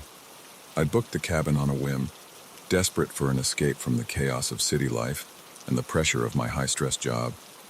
The listing had promised seclusion and tranquility, nestled deep in the woods with no neighbors for miles. It sounded perfect. The drive up had been beautiful, winding through dense forests and alongside crystal-clear streams. As I pulled up to the cabin, I felt a weight lift from my shoulders. The place was charming, if a bit rustic. A small two-story log structure with a wide porch and large windows overlooking the surrounding wilderness. The first day was everything I'd hoped for. I hiked the nearby trails, breathed in the crisp mountain air, and spent the evening curled up by the fireplace with a good book. The silence was profound, broken only by the occasional call of a distant bird or the rustle of leaves in the breeze. It wasn't until the second night that things started to feel off. I'd gone to bed early, lulled by the peace and quiet. But sometime in the dead of night, I jolted awake, my heart pounding. For a moment, I couldn't pinpoint what had disturbed me. Then I heard it. Footsteps, slow and deliberate, circling the cabin. I lay there, barely breathing, straining my ears. The footsteps completed a circuit around the house, then paused. A long moment of silence followed, broken suddenly by a sharp tap on my bedroom window. I nearly leapt out of my skin. The rational part of my brain tried to come up with explanations. It was probably just a branch blown by the wind or maybe some nocturnal animal. But as I listened, I heard it again. Tap, tap, tap.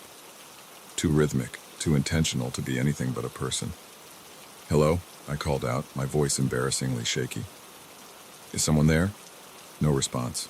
Just more tapping, growing more insistent.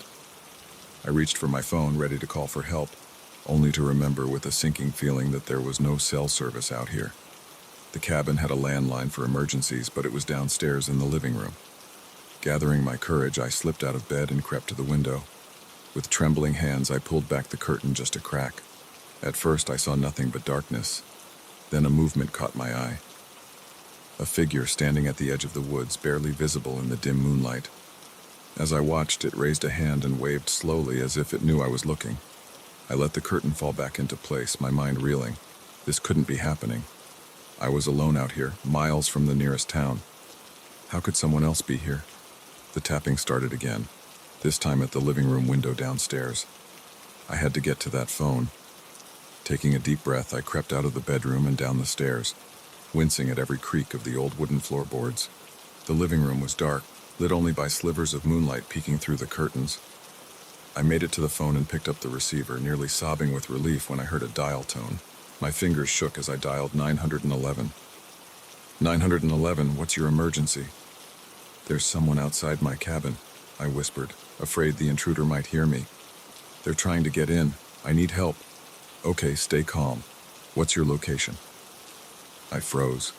In my panic, I'd forgotten the exact address of the rental cabin. I don't know the exact address. It's a rental, out in the woods, maybe 20 miles north of Pine Grove. There was a pause on the other end of the line. Sir, we're going to need more information than that to send help. Are you in immediate danger? Before I could answer, a loud thud came from the front door, like someone had thrown their whole body against it. I dropped the phone, terror coursing through me. The thudding continued, the old wooden door groaning under the assault. I looked around wildly for a weapon, anything to defend myself. My eyes landed on the fireplace poker. Just as I grabbed it, the door burst open with a sickening crack. And there, silhouetted in the doorway, was the figure I'd seen in the woods. It was tall, impossibly tall, its limbs too long and thin to be human. As it ducked to enter the cabin, I caught a glimpse of its face in the moonlight. My blood ran cold. Where there should have been eyes, there were only dark, empty sockets. I scrambled backwards, the poker held out in front of me like a sword. "Stay back," I yelled, my voice cracking with fear. The creature tilted its head, regarding me with those empty eye sockets. Then, to my horror, it spoke. Its voice was like dry leaves rustling, barely above a whisper. "We've been waiting for you," it said. "For so long." "We?" I managed to choke out. As if in answer, more figures appeared in the doorway behind the first. 3, 4, 5 of them, all with the same elongated limbs and eyeless faces. They began to advance into the room, moving with an unnatural grace. I swung the poker wildly, but it passed right through the nearest creature as if it were made of smoke. In that moment, I realized that whatever these things were, they weren't physical beings. They were something else, something not of this world. I ran. Up the stairs, into the bedroom, slamming the door behind me. I pushed the heavy oak dresser in front of it, knowing even as I did so that it was futile. These things didn't need doors. Sure enough, they began to seep into the room, passing through the walls as if they were no more substantial than mist. They surrounded me, their eyeless gazes boring into me. "What do you want?" I cried, pressing myself against the wall.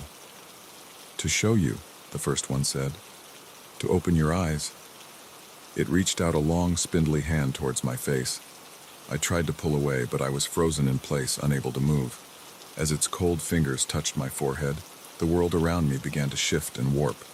The walls of the cabin melted away, replaced by swirling cosmic vistas. I saw impossible geometries, heard sounds that no human ear was meant to hear. In that moment, I understood. These beings weren't evil, weren't here to harm me. They were messengers, guardians of some greater truth that lay just beyond the veil of our reality. They showed me wonders and horrors beyond imagination, the birth and death of universes, the grand cosmic dance of creation and destruction. I saw my own life, my own death, played out across the tapestry of time. When I came back to myself, I was lying on the floor of the bedroom.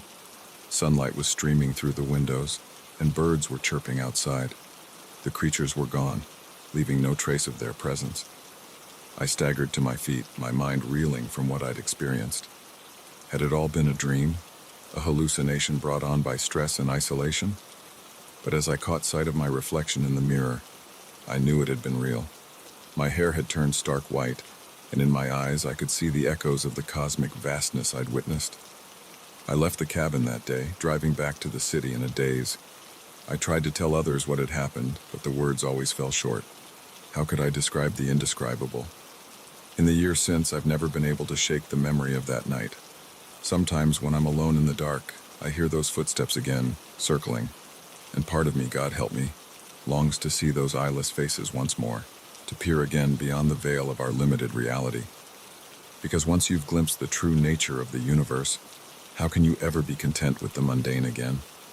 I know that they're still out there, waiting, and someday I think I might just go back to that cabin in the woods to see what other truths they have to show me. The first time I heard the footsteps in the attic, I dismissed them as the house settling. But when I found the half-eaten sandwich on the dusty floor, I knew with chilling certainty that I wasn't alone. Someone, or something, was living above my head, and I was about to uncover a secret that would turn my quiet house-sitting gig into a waking nightmare. It was supposed to be an easy job. My parents, friends, the Millers, were going on a month-long European vacation, and they needed someone to watch their sprawling Victorian home. As a broke college student home for the summer, I jumped at the chance. A whole month in a beautiful house with nothing to do but water the plants and collect the mail. It seemed too good to be true. The first week was uneventful. I spent my days lounging by the pool, binge-watching shows on their massive TV, and relishing the solitude. The house was old but well-maintained, full of antique furniture and curious knickknacks. I found myself wandering from room to room, imagining the stories behind each object. It was during one of these explorations that I first noticed the attic door. It was tucked away at the end of a second-floor hallway, almost hidden behind a large armoire. I tried the handle, but it was locked. I made a mental note to ask the Millers about it when they returned, assuming it was just storage space. That night I woke to a strange sound. A soft thud, followed by what sounded like footsteps directly above my bedroom. I lay there, heart pounding, straining my ears. The footsteps moved across the ceiling, then stopped. Silence fell, broken only by the ticking of the antique clock in the hallway. I told myself it was just the old house creaking, or maybe a raccoon had found its way into the attic. But a nagging feeling in the pit of my stomach told me it was something else. The next day, I searched the house for the key to the attic door. I told myself I was just being thorough, checking all areas of the house as a responsible house-sitter should. But deep down, I knew I was looking for answers to the mysterious sounds. I found the key in Mr. Miller's desk drawer, a large, old-fashioned thing that looked like it belonged in a Gothic novel. With shaking hands, I returned to the attic door. The key slid in smoothly, and with a turn, the lock clicked open. The door creaked as I pushed it open, revealing a narrow staircase leading up into darkness. I flicked the light switch, but nothing happened. Of course, I thought. Why would it be that easy? Using my phone as a flashlight, I began to climb the stairs. Each step groaned under my weight, and I winced at the noise, irrationally afraid of alerting something. The attic was a large, open space, filled with the usual clutter of forgotten belongings and dust-covered furniture. Moonlight filtered through a small, round window, casting long shadows across the floor. I swept my phone's light around, heart racing as I searched for any sign of an intruder. That's when I saw it. A makeshift bed tucked into a corner made from old blankets and what looked like seat cushions from a long-discarded couch. Beside it was a pile of food wrappers and empty water bottles, and there, on a rickety side table, was a half-eaten sandwich. I stumbled backward, nearly falling down the stairs in my haste to get out. I slammed the attic door shut, fumbling with the key to lock it again. My mind was reeling. Someone was living in the attic. How long had they been there? Did the Millers know? I ran to my room, grabbed my phone, and dialed the Millers' emergency contact number with trembling fingers. It went straight to voicemail. Of course, they were probably on a plane or in some remote part of Europe with no reception. I paced the room, debating what to do. Call the police? But what if I was overreacting? What if it was just a homeless person who had found a safe place to sleep? I didn't want to cause trouble if it wasn't necessary. I decided to wait until morning. I'd go up to the attic again in daylight, maybe leave a note explaining that I knew someone was there and asking them to leave. It wasn't the bravest plan, but it felt safer than confronting them directly. Sleep was impossible that night. Every creak, every gust of wind against the windows had me sitting bolt upright in bed. I kept imagining someone creeping down the attic stairs, making their way to my room. When dawn finally broke, I was exhausted but determined. I wrote a note explaining that I was house-sitting, that I knew someone was in the attic, and asking them to please leave. I promised not to call the police if they went quietly. Armed with the note and a kitchen knife, just in case, I made my way back to the attic. The morning light made it less intimidating, but my heart was still racing as I climbed the stairs. The attic looked different in daylight. Dust motes danced in the sunbeams streaming through the small window. The makeshift bed was still there, but something felt off. It took me a moment to realize what it was. Everything was neat. Too neat. The bed was made, the trash was gone, and there was no sign of the half-eaten sandwich. Had they left already? Or were they just very tidy squatters? I placed the note on the bed and turned to leave. That's when I heard it. A soft shuffling sound coming from behind a large wardrobe in the corner. I froze, the knife clutched tightly in my sweating palm. "Hello?" I called out, my voice embarrassingly shaky. "I know you're there. Please, I don't want any trouble. Just come out and we can talk about this." Silence. Then slowly, the wardrobe door began to open. I raised the knife, prepared to defend myself. But what emerged from the wardrobe wasn't a person at all. It was... I don't even know how to describe it. A creature about the size of a large dog, but with too many legs. Its skin was a pale, sickly color, and where its face should have been, there was just a mass of writhing tentacles. I screamed. I couldn't help it. The creature made a high-pitched keening noise in response and scuttled towards me with alarming speed. I turned and ran, taking the attic stairs 2 at a time, not caring about the thunderous noise I was making. I burst out of the attic and slammed the door shut, fumbling with the key.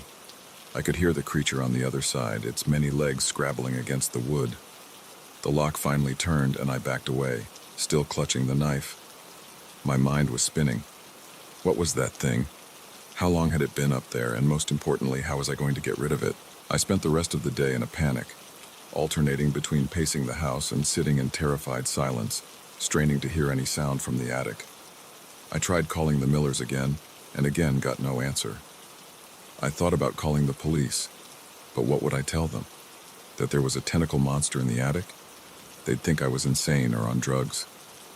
As night fell, the noises from the attic grew louder, thumps and scratches, and that awful keening sound. I huddled in the living room, every light in the house blazing, the TV on loud to drown out the sounds from above. Around midnight, the noises stopped abruptly. The sudden silence was almost worse than the sounds had been. I sat there, hardly daring to breathe, waiting for what would happen next. Then I heard it, the unmistakable sound of the attic door opening. I gripped the knife tighter, my eyes fixed on the hallway leading to the stairs. Slow, dragging footsteps made their way down the steps.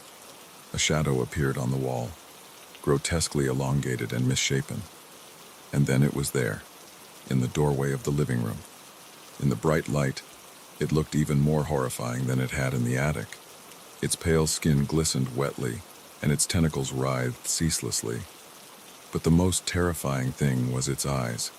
Dozens of them, spread across its body, all fixed on me with an unsettling intelligence. We stared at each other for what felt like an eternity.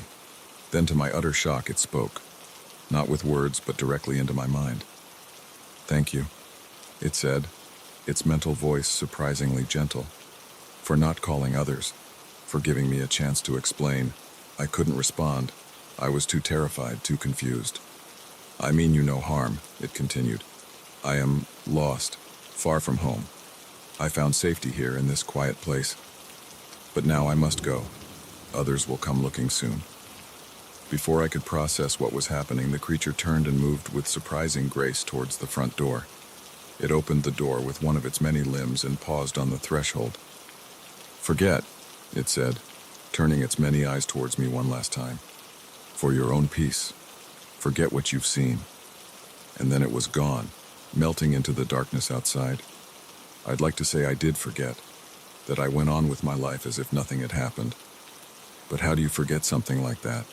How do you go back to normal after you've seen proof that the world is so much stranger, so much more terrifying and wondrous than you ever imagined? I never told the Millers what happened. Never told anyone until now. But sometimes on quiet nights I find myself looking up at the stars and wondering, are they out there, those strange, tentacled beings?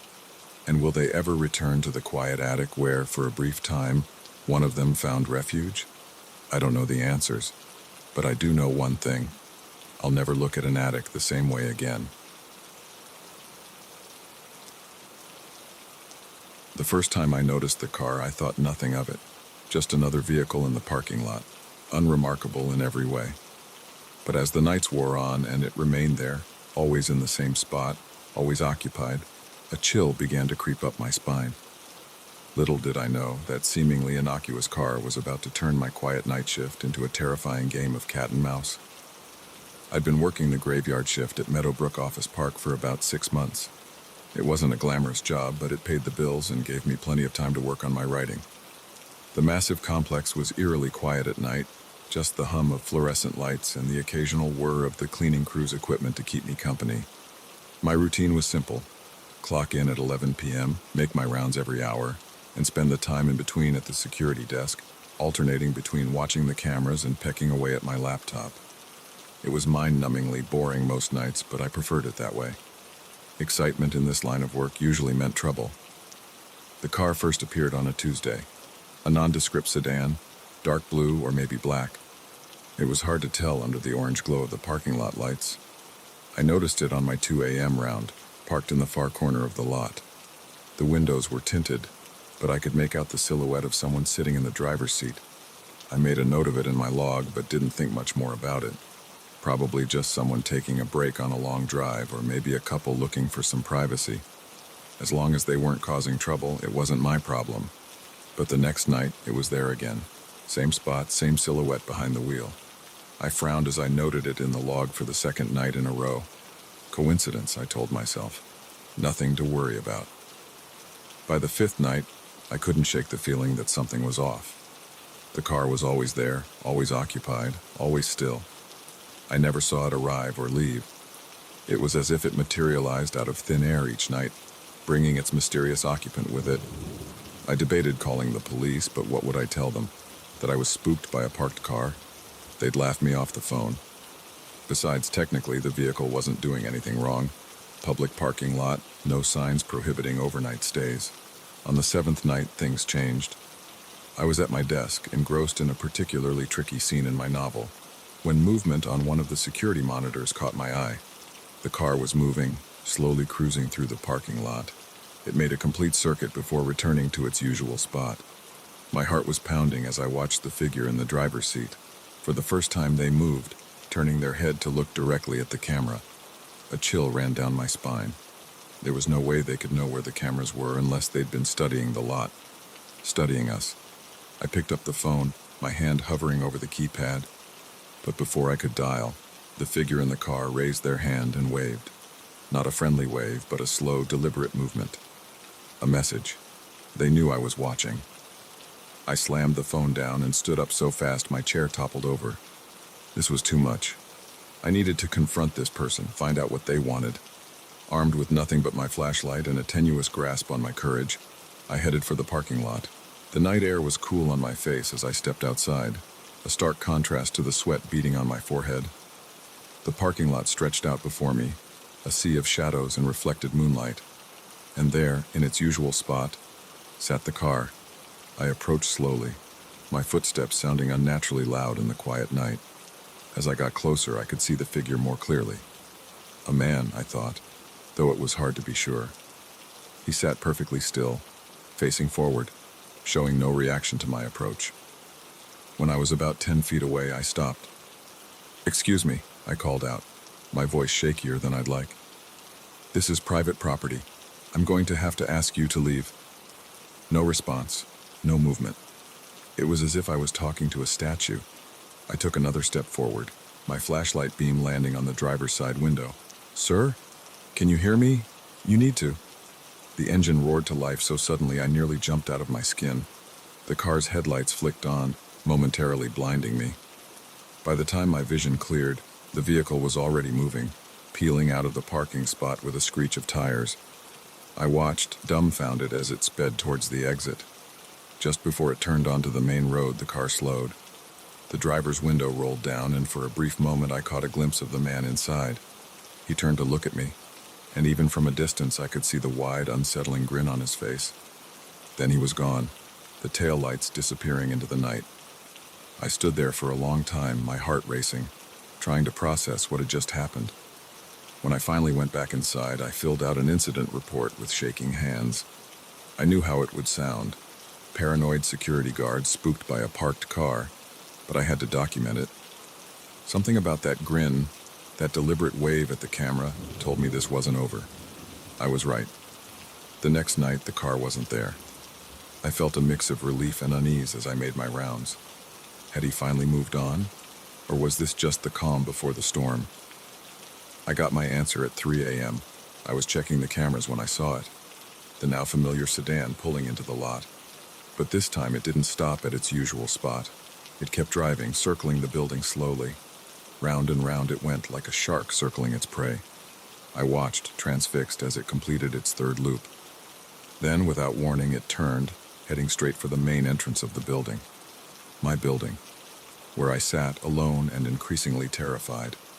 I scrambled to lock down the building, my fingers fumbling with the security system controls. Just as I hit the final button, I heard it, the squeal of tires on pavement, followed by the sickening crunch of metal on metal. He had rammed the front doors. Alarms blared as I grabbed my phone, finally making the call I should have made days ago. 911, what's your emergency? There's someone trying to break into Meadowbrook Office Park, I shouted over the noise. He's rammed his car into the building. Please, send someone quickly. I could hear the car's engine revving, the sound of the man trying to dislodge his vehicle from the mangled doors. Any second now, he'd break through. Sir, stay calm. Officers are on their way. Are you in a safe location? Safe? Was anywhere safe from this madman? I'm in the security office, I said. But I don't think... Another crash cut me off. He was through the doors. He's inside, I whispered into the phone. Oh God, he's inside the building. I could hear footsteps now, slow and deliberate, echoing through the empty halls. The power had cut out when he hit the building, and the emergency lights cast long, shifting shadows. Every corner, every doorway could be hiding my stalker. Sir? Sir, are you there? The 911 operator's voice sounded tinny and far away. I ended the call and turned off my phone. I needed to hide, to be as quiet as possible. The footsteps were getting closer. There was a storage closet behind my desk. I slipped inside, closing the door as softly as I could. The space was tight, filled with cleaning supplies and spare computer parts. I crouched down, trying to make myself as small as possible. The footsteps entered the security office. I held my breath, afraid that even the sound of my breathing might give me away. Through a crack in the door, I could see a sliver of the room. A shadow passed by, pausing at my desk. "Oh, security guard," a sing-song voice called out. "Where are you hiding?" I pressed my hand against my mouth, stifling a whimper. The voice was filled with a horrible glee, like this was all some twisted game. Come out, wherever you are," he continued. "Don't you want to know why I've been watching you all this time?" I didn't move, didn't breathe. The shadow moved again, and I caught a glimpse of the man for the first time in full light. He was ordinary looking, which somehow made him even more terrifying. This wasn't some movie monster. This was just a man with a wide, manic grin and eyes that gleamed with malice. He was standing right in front of the closet now. Surely he could hear my heart pounding. It seemed to echo in the small space, a drum beating out my terror. His hand reached for the doorknob. In the distance I heard sirens. The cavalry was coming, but would they be in time? The doorknob began to turn. I closed my eyes, waiting for the inevitable.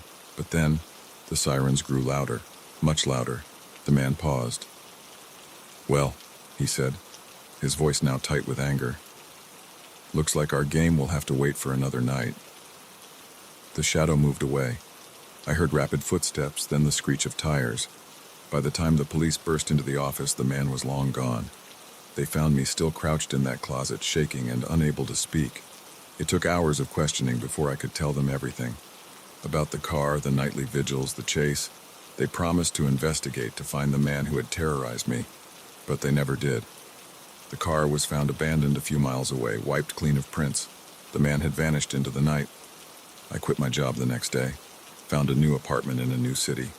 But no matter where I go, I can't shake the feeling that someday I'll look out my window and see that car. Waiting, watching, ready to resume our twisted game of cat and mouse. Every night I check my locks. Every night I peer out into the darkness. And every night I wonder, is this the night he comes back for me? The moment I saw his thumb jutting out from the side of the desolate highway, I knew I should have kept driving. But something in his stance, the defeated slump of his shoulders, made me slow down.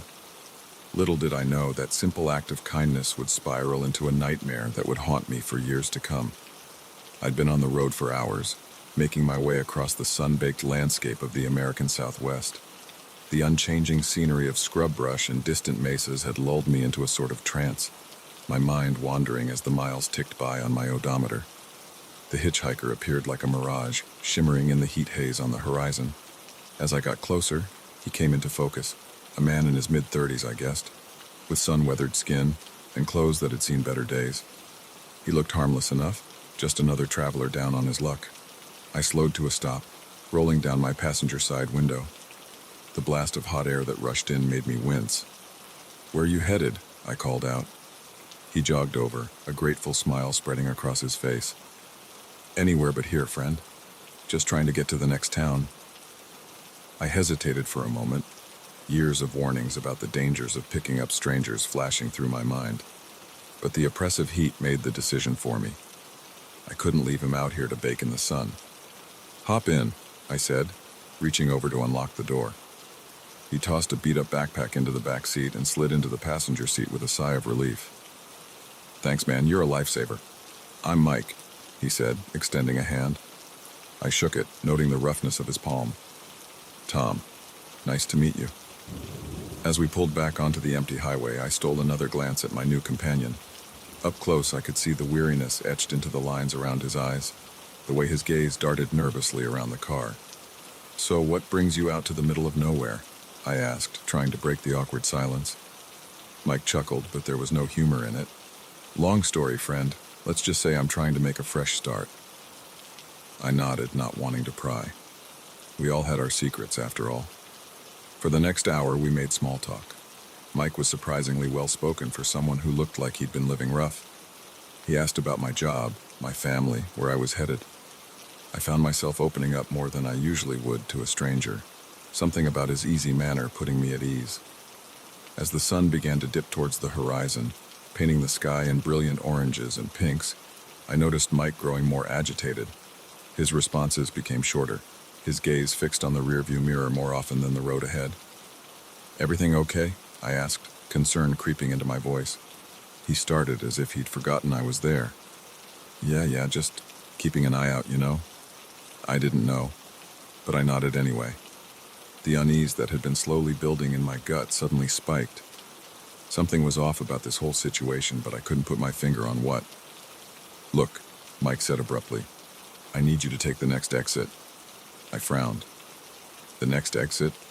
But that's not towards the town.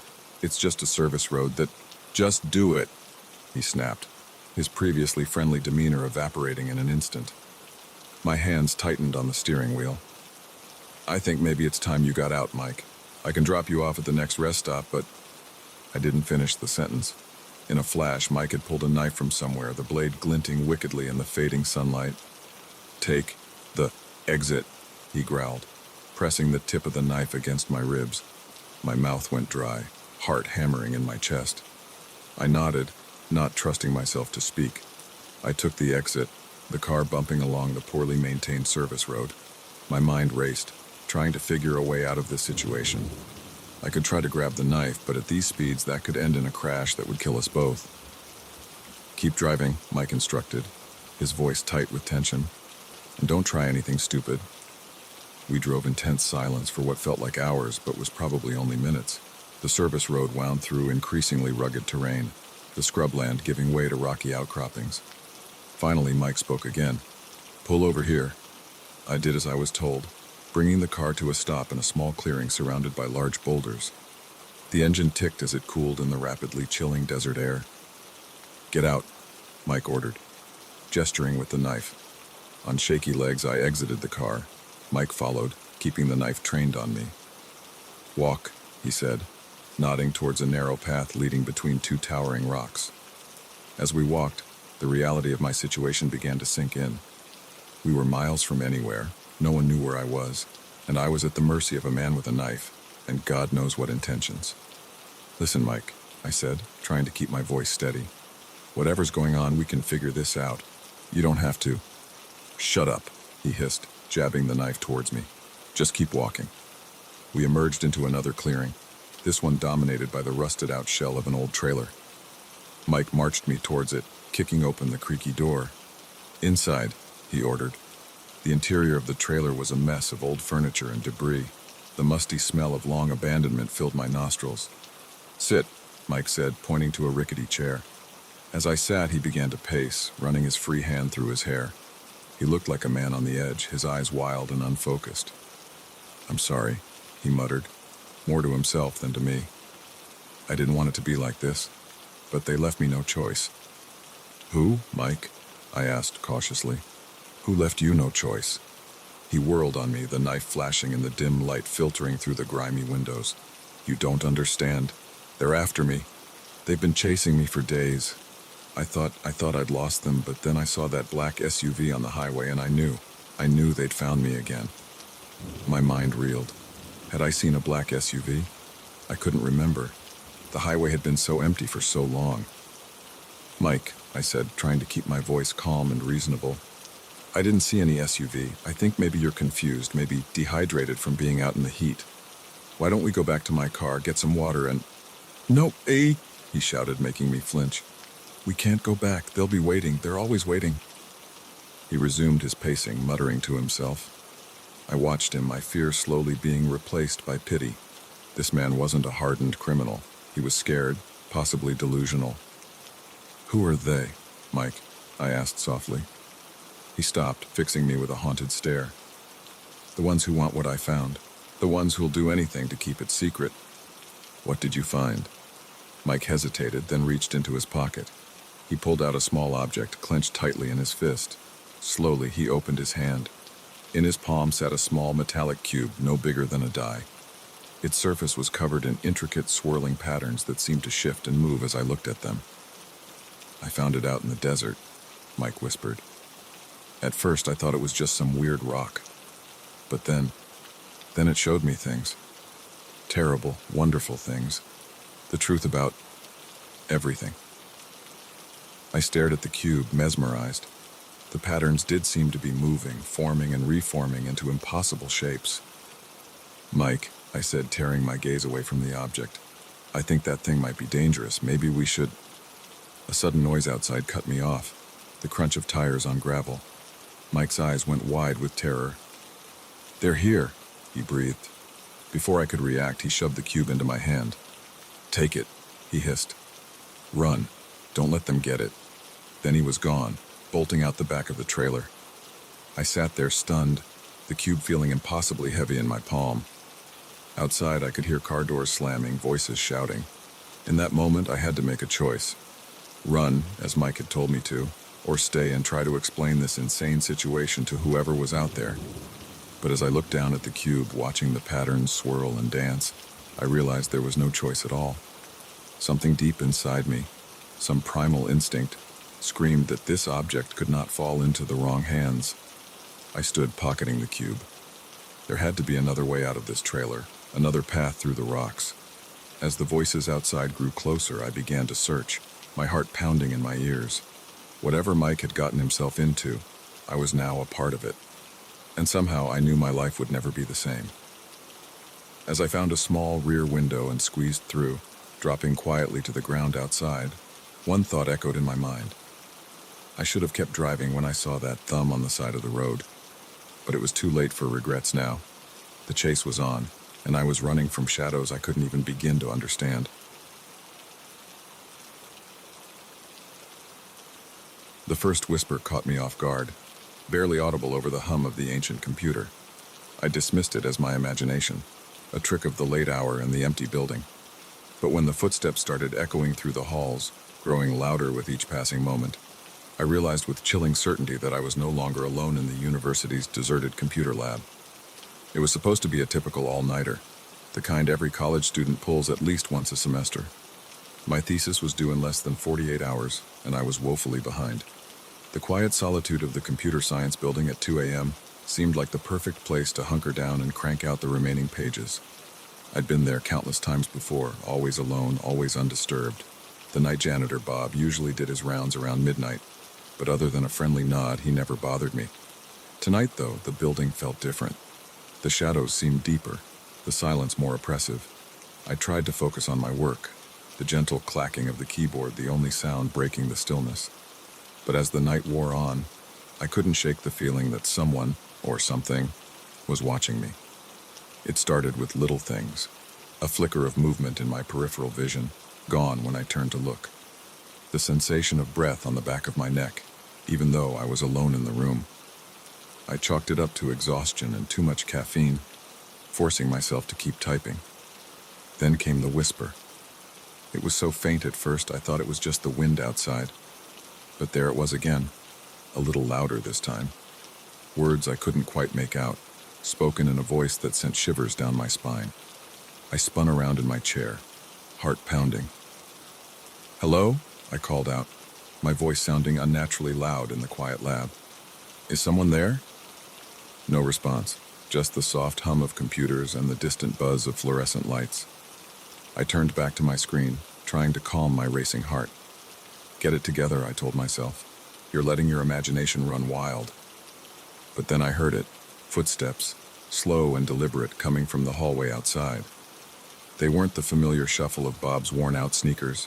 These were different, a sharp, rhythmic click-clack that echoed off the linoleum floors. I froze, my fingers hovering over the keyboard. The footsteps grew closer, pausing just outside the lab door. I held my breath, waiting. The door handle turned slowly, the ancient hinges creaking as it opened. I spun around, expecting to see a security guard or maybe a fellow student, but there was no one there. The doorway gaped open, revealing only the darkened hallway beyond. "Hello?" I called again, my voice shaking slightly. "This isn't funny. Who's there?" The whispers started again, this time from multiple directions. They seemed to be coming from the walls themselves, a cacophony of unintelligible murmurs that made my skin crawl. I stood up, my legs trembling. This was insane. I needed to get out of here, thesis be damned. I grabbed my backpack and headed for the door, only to stop short as the whispers suddenly ceased. The silence that followed was deafening. Then, from somewhere deep within the building, came a scream. It was unlike anything I'd ever heard before, a sound of pure terror and agony that echoed through the empty halls. I ran, out of the lab, down the hallway, my footsteps thundering in the silence that followed the scream. I reached the stairwell and took the steps 2 at a time, my breath coming in ragged gasps. As I reached the ground floor, I heard the click-clack of those footsteps again, this time from the floor above. They were moving fast, too fast, racing down the stairs behind me. I burst through the exit door, expecting to feel the cool night air on my face. Instead, I found myself in another hallway, identical to the one I'd just left. Confusion and panic warred within me. This was impossible. I knew this building like the back of my hand. The exit should have led outside. The footsteps were getting closer. I picked a direction at random and ran, passing door after door, all of them locked. The hallway seemed to stretch on forever, the fluorescent lights above flickering ominously. Finally, I saw a door marked "Exit" at the end of the hall. Relief flooded through me as I sprinted towards it. I grabbed the handle, turned it, and nothing. It was locked. No, no, no, I muttered, yanking on the handle desperately. This couldn't be happening. The click-clack of footsteps stopped right behind me. I squeezed my eyes shut, not wanting to turn around, not wanting to see what had been chasing me. "Open your eyes, Michael," a voice said, soft and melodious. It was somehow familiar, though I knew I'd never heard it before. Slowly, reluctantly, I turned and opened my eyes. The figure before me was impossible. It shifted and changed as I looked at it, never settling on a single form. One moment it was tall and spindly with too many limbs. The next it was short and squat, its skin rippling like water. Its face, if you could call it that, was a swirling mass of features, eyes and mouths appearing and disappearing in a dizzying dance. "What are you?" I stammered, pressing myself against the locked door. The being's current mouth curved into a smile. "We are the Watchers," it said, its voice now a chorus of whispers. "We have always been here, in the spaces between, watching, waiting." "Waiting for what?" I asked, though I wasn't sure I wanted to know the answer. "For someone to see us," it replied. "For someone to believe." As it spoke, the hallway around us began to shift and warp. The walls melted away, revealing a vast, star-filled void. I felt myself starting to float, untethered from reality. "You've spent so many nights here, Michael," the being continued. "So close to the threshold. We've been trying to reach you, to show you the truth." Memories flashed through my mind.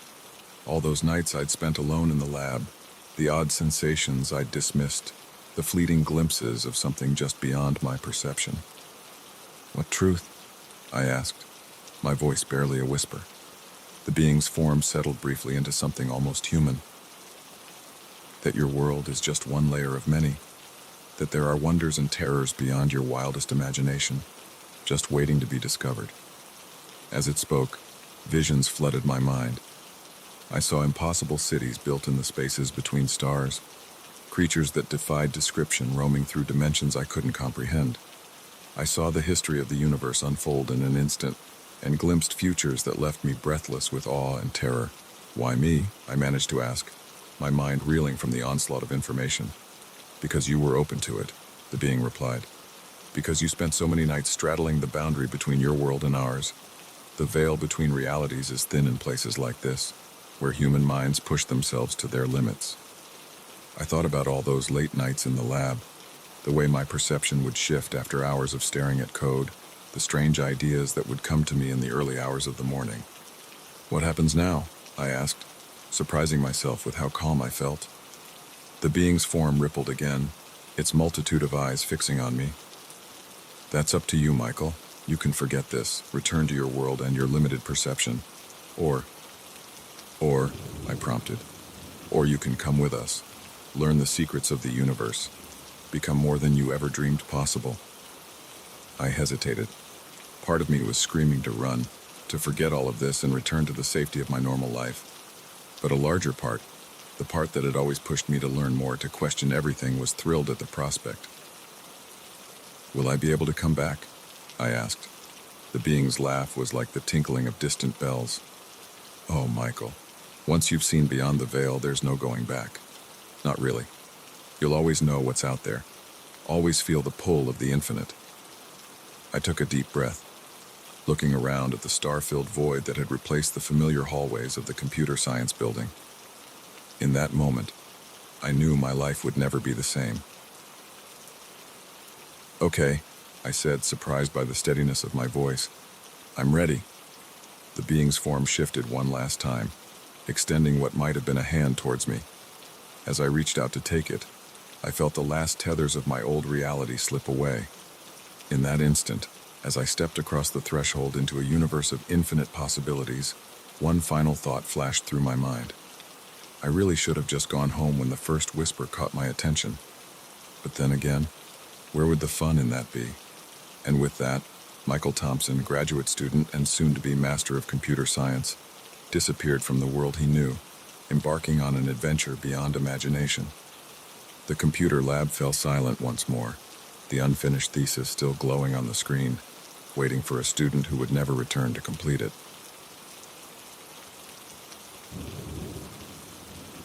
The moment the lights flickered out, plunging the house into darkness, I knew this wasn't going to be an ordinary babysitting gig. The sudden silence that followed, broken only by the pounding of rain against the windows, made my skin crawl, but it was the soft thud from upstairs, where the children were supposed to be sleeping, that sent a chill down my spine. Little did I know this was just the beginning of a night that would push me to the brink of terror. I'd been babysitting for the Thompsons for about 6 months. They were good people, always paid on time, and their kids, 8-year-old Lily and 6-year-old Max, were sweet and well-behaved. It was an easy gig, usually just involving dinner, some TV, and then tucking the kids into bed before I spent the rest of the night doing homework or watching Netflix. This particular Friday night had started like any other. Mr. and Mrs. Thompson left for their date night around 7 p.m., leaving me with instructions to have the kids in bed by 9. We had pizza for dinner, played a few board games, and then I herded them upstairs for their baths and bedtime stories. By 9:30, both kids were tucked in, and I thought fast asleep.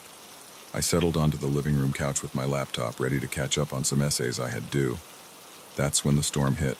It came out of nowhere, the sky opening up with a fury that made the windows rattle.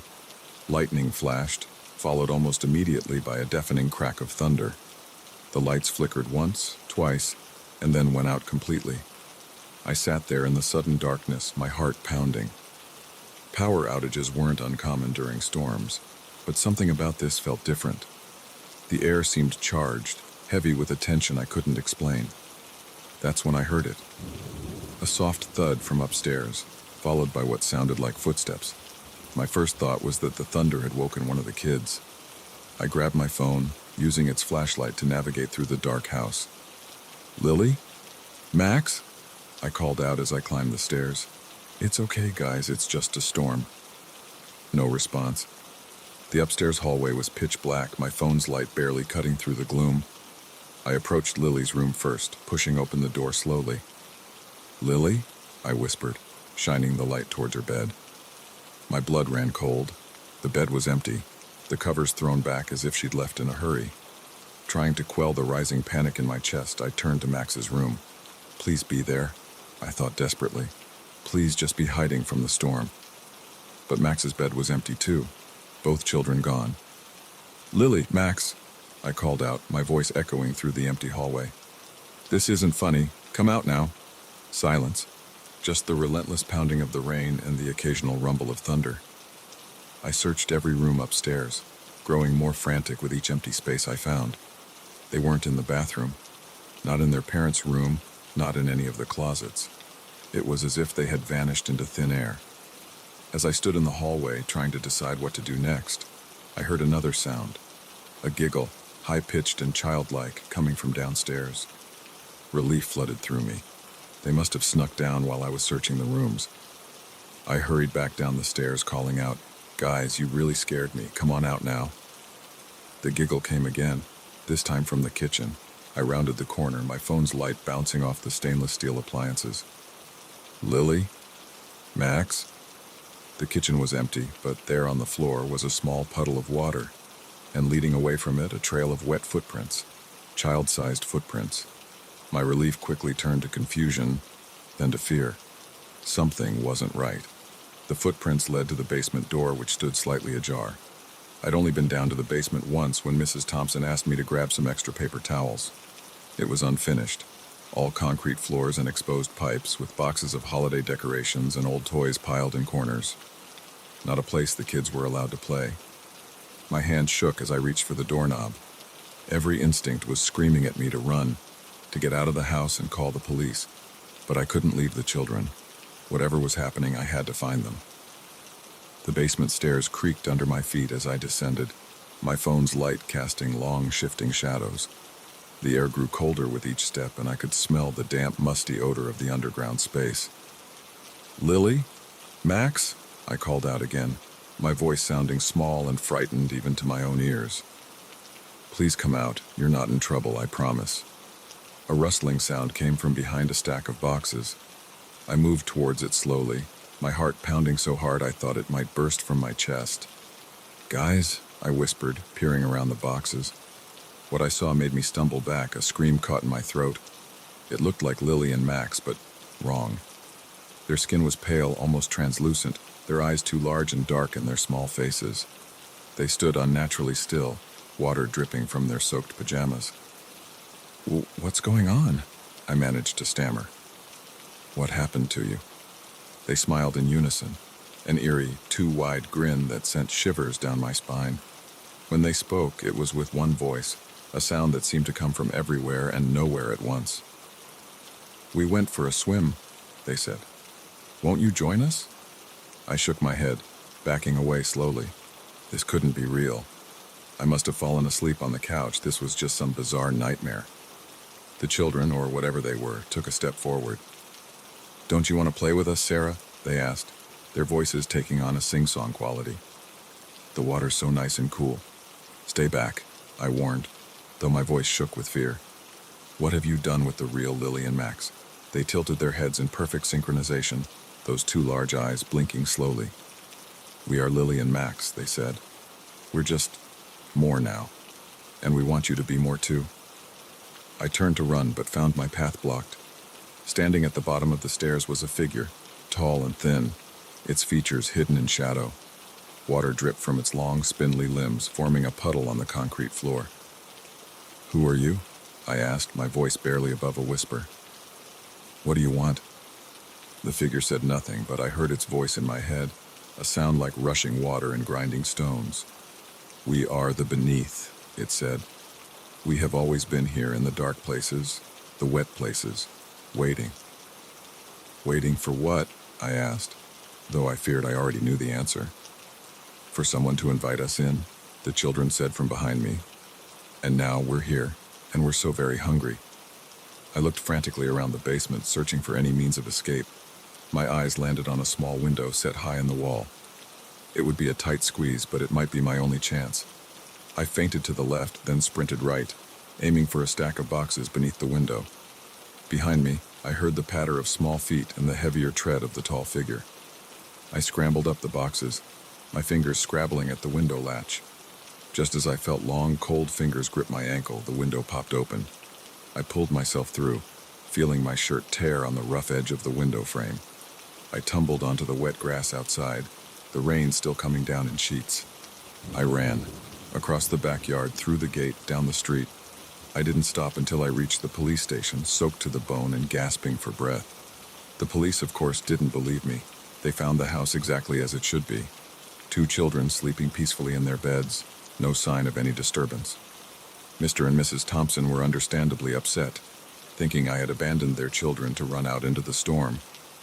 I lost my babysitting job, and my reputation in the neighborhood was ruined. But I knew what I had seen, what I had experienced, and I knew that something dark and hungry had found its way into our world. Sometimes on rainy nights, I think I can hear children giggling outside my window. And in my dreams, I still see those 2 large eyes and hear that watery voice inviting me to join them in the cool, dark depths. I never babysat again after that night. And I always check under my bed before I go to sleep. Because now I know that the monsters aren't just the stuff of childhood nightmares. They're real, they're hungry, and they're waiting for an invitation to come in.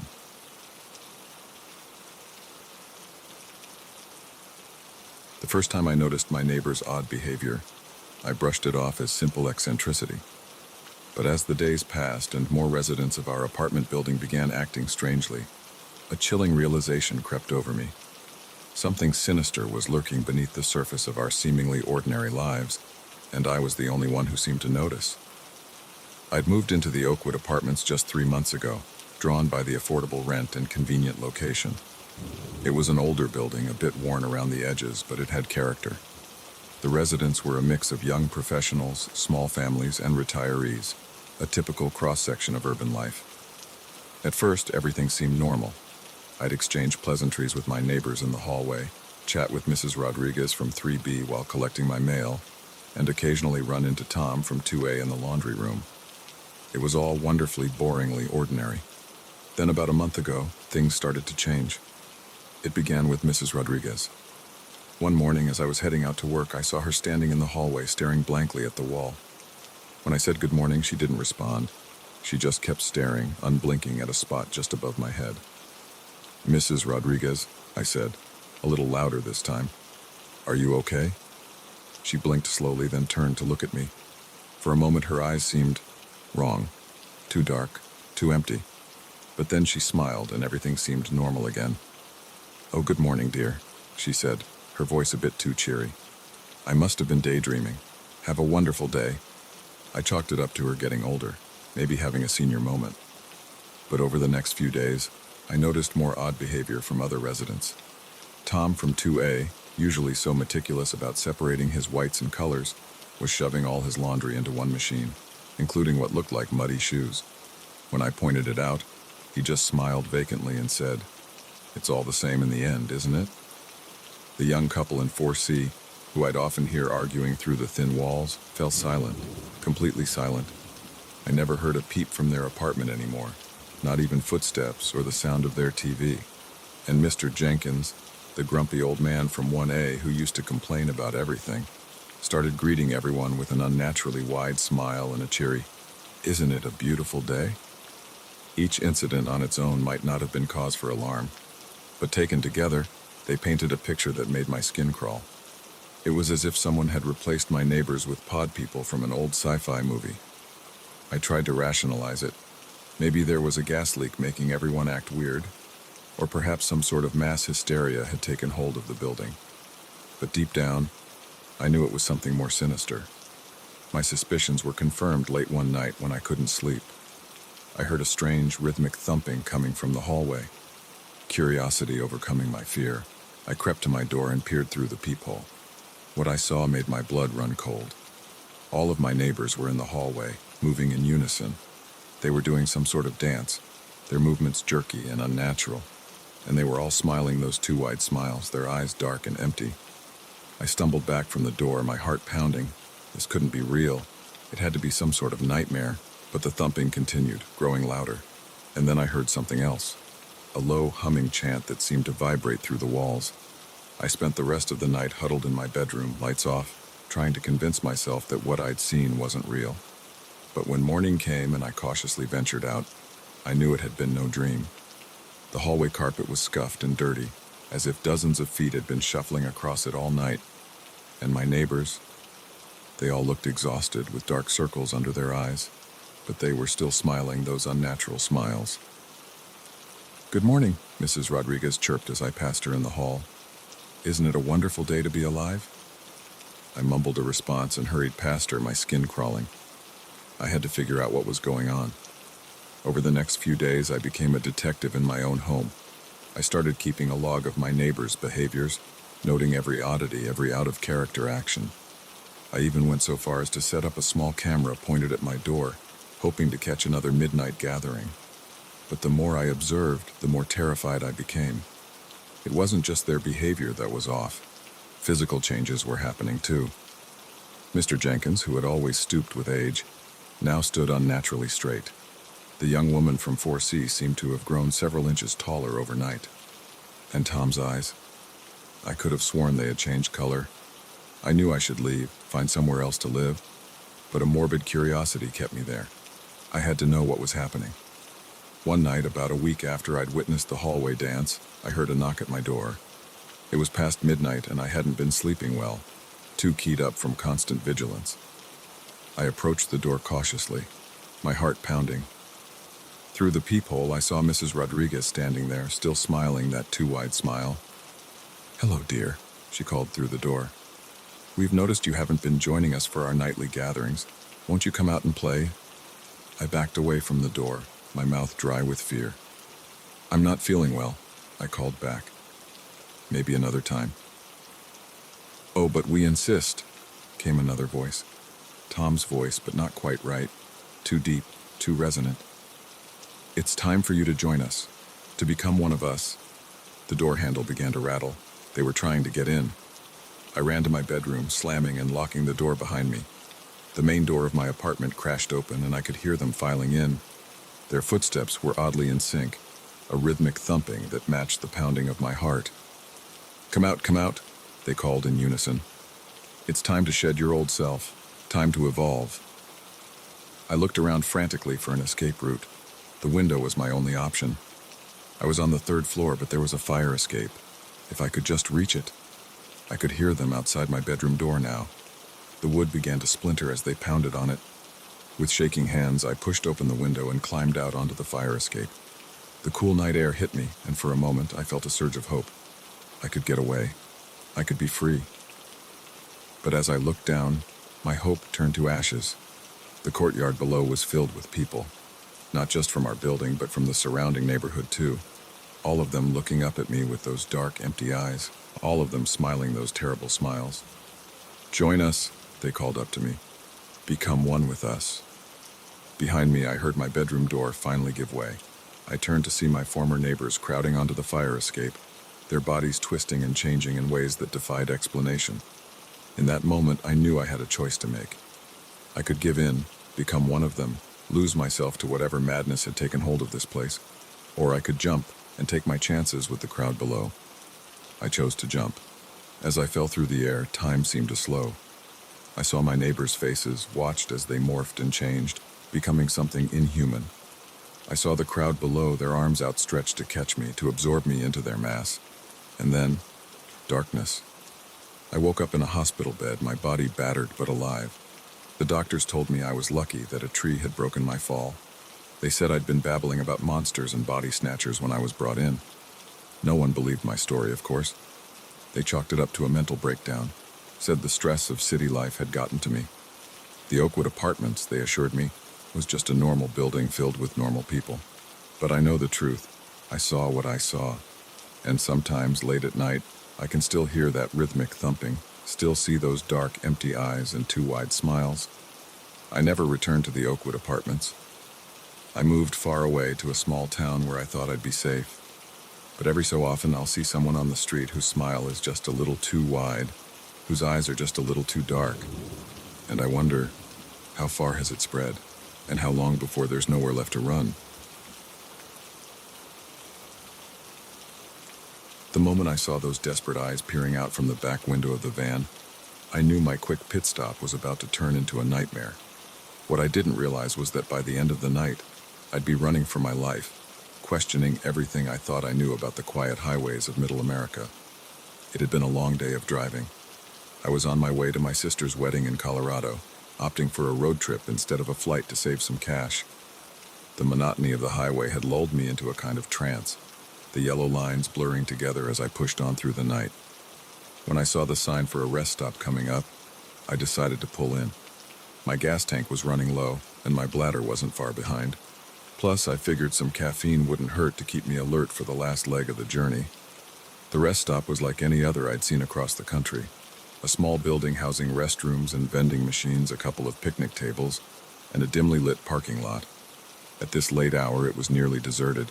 Just a couple of semis in the far corner, their drivers presumably catching some sleep, and a dark van parked near the building.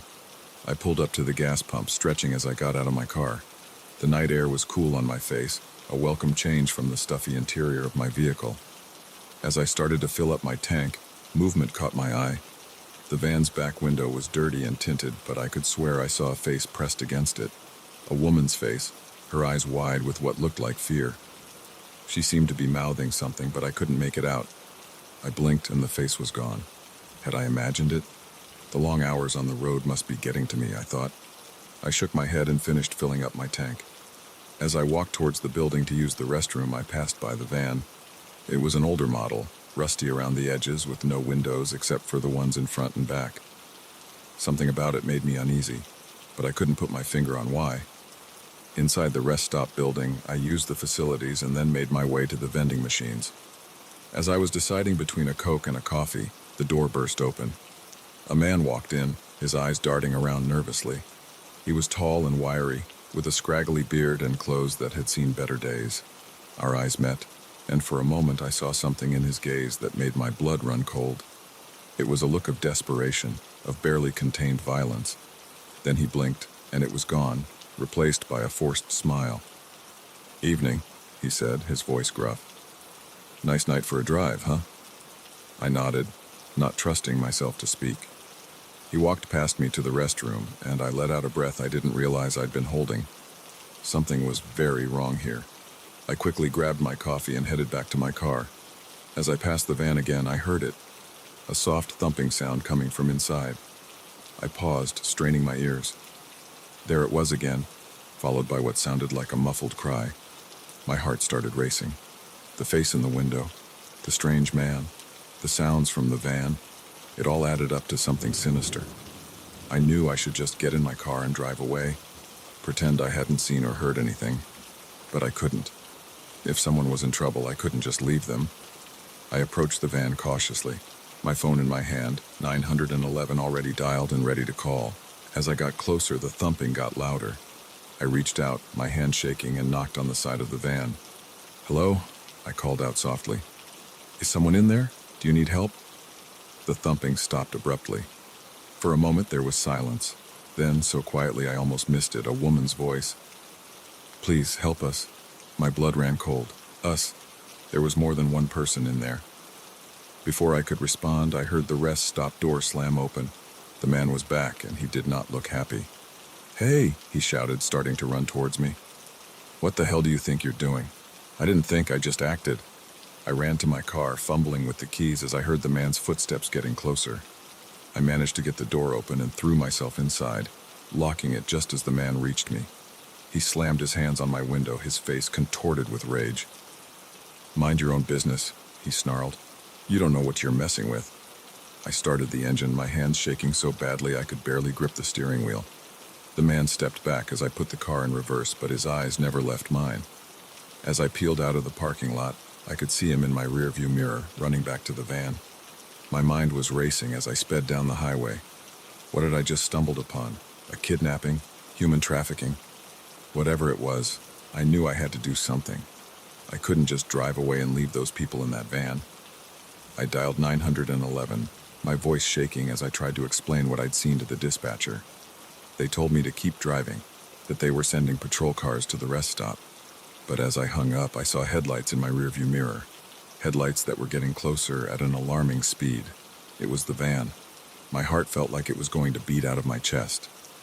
I pressed down harder on the gas pedal, pushing my old car to speeds it was never designed for. But the van was faster, slowly but surely gaining on me. I weaved through the sparse traffic, ignoring the angry honks from the other drivers. The van stayed right on my tail, so close I couldn't even see its headlights in my mirrors anymore. Suddenly, I saw a sign for an upcoming exit. Without thinking, I swerved across 2 lanes of traffic and took the exit ramp at a speed that had my tires squealing. In my rearview mirror, I saw the van overshoot the exit. I'd bought myself some time, but I knew it wouldn't be long before they figured out where I'd gone. The exit led to a small town, its streets deserted at this late hour. I turned randomly, taking rights and lefts without any real plan, just trying to put as much distance between me and the van as possible. After a few minutes of this, I found myself on a dark residential street. I pulled over, killing the lights and engine. My hands were shaking as I tried to figure out what to do next. Should I keep driving? Try to find a police station? Go back to the highway and hope to run into the patrol cars the dispatcher had sent? As I sat there, paralyzed with indecision, I saw headlights approaching. My breath caught in my throat as I recognized the outline of the van. It was driving slowly down the street, as if searching for something. Searching for me. I slouched down in my seat, praying they wouldn't notice my car. The van crawled past, so close I could have reached out and touched it. I held my breath, not daring to move a muscle until the red taillights had disappeared around a corner. Once I was sure they were gone, I started my car again, this time with a plan. I needed to get back to the highway, to find those patrol cars. It was the only way to help the people trapped in that van. As I navigated back through the town, my mind kept replaying the events of the night. The face in the window, the sounds from the van, the man's rage when he caught me snooping. What kind of monster was he? And how many others like him were out there, prowling the highways, preying on the vulnerable? I made it back to the highway, my eyes constantly checking my mirrors for any sign of the van. As I merged onto the road, I saw the most beautiful sight, flashing blue and red lights up ahead. The patrol cars had found me. I pulled over, waving frantically at the officers as they approached. The story spilled out of me in a rush, all the details I could remember about the van, the man, the sounds I'd heard. The officers took my statement, their faces grim. They told me I'd done the right thing by calling it in, that they'd put out an APB on the van. But as I sat there, watching more patrol cars speed past, lights flashing, I couldn't shake the feeling that it was too late. That van could be anywhere by now. As dawn broke, casting a pale light over the highway, I couldn't help but think about the people in the van. Were they still alive? Would they be found? And how many other vans were out there, hiding dark secrets behind their tinted windows. I never made it to my sister's wedding. Somehow, after what I'd been through, it didn't seem important anymore. Instead, I found myself telling my story to anyone who would listen. The police, the FBI, the media.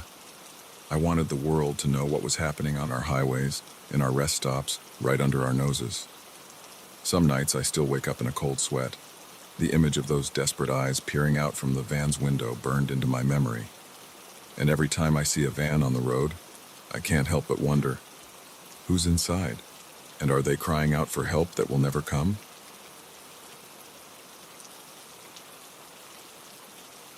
The first note appeared on a Tuesday, slipped under the front door like a whisper of danger.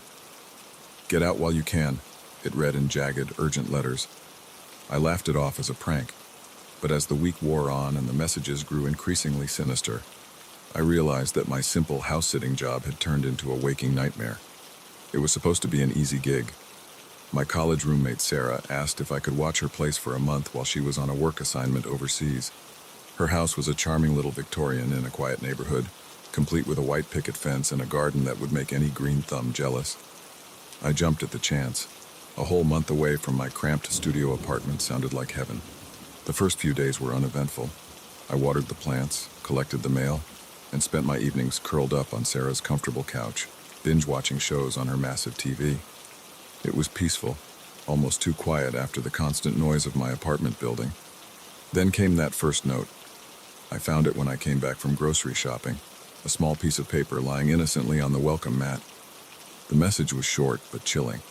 I turned it over in my hands, looking for any clue about its origin, but there was nothing. Just those 5 words, scrawled in what looked like black marker. I shook my head, crumpling the paper and tossing it in the trash. Probably just some kids in the neighborhood playing a prank. I pushed it out of my mind and went about my day. The second note came 2 days later, this time slipped under the door sometime during the night. I found it when I came downstairs for my morning coffee. This one was longer. "The walls have eyes. They know you're here. Leave now." A chill ran down my spine as I read it. The handwriting was the same as the first note, but there was something more urgent about this message. I found myself glancing at the walls, half expecting to see eyes staring back at me. "Don't be ridiculous," I told myself. "It's just another stupid prank." But I couldn't shake the feeling of unease that settled over me. I started double-checking the locks before bed, drawing the curtains tight against the night. The third note appeared the very next day, stuck to the bathroom mirror when I got out of the shower.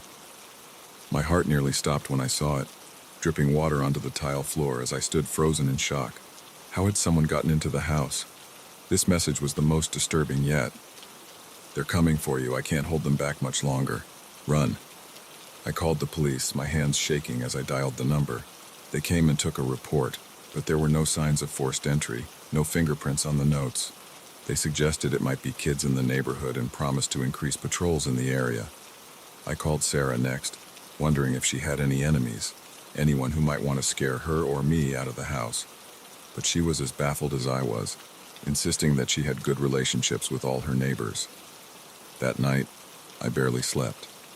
Every creak of the old house, every gust of wind outside, had me sitting bolt upright in bed, my heart pounding.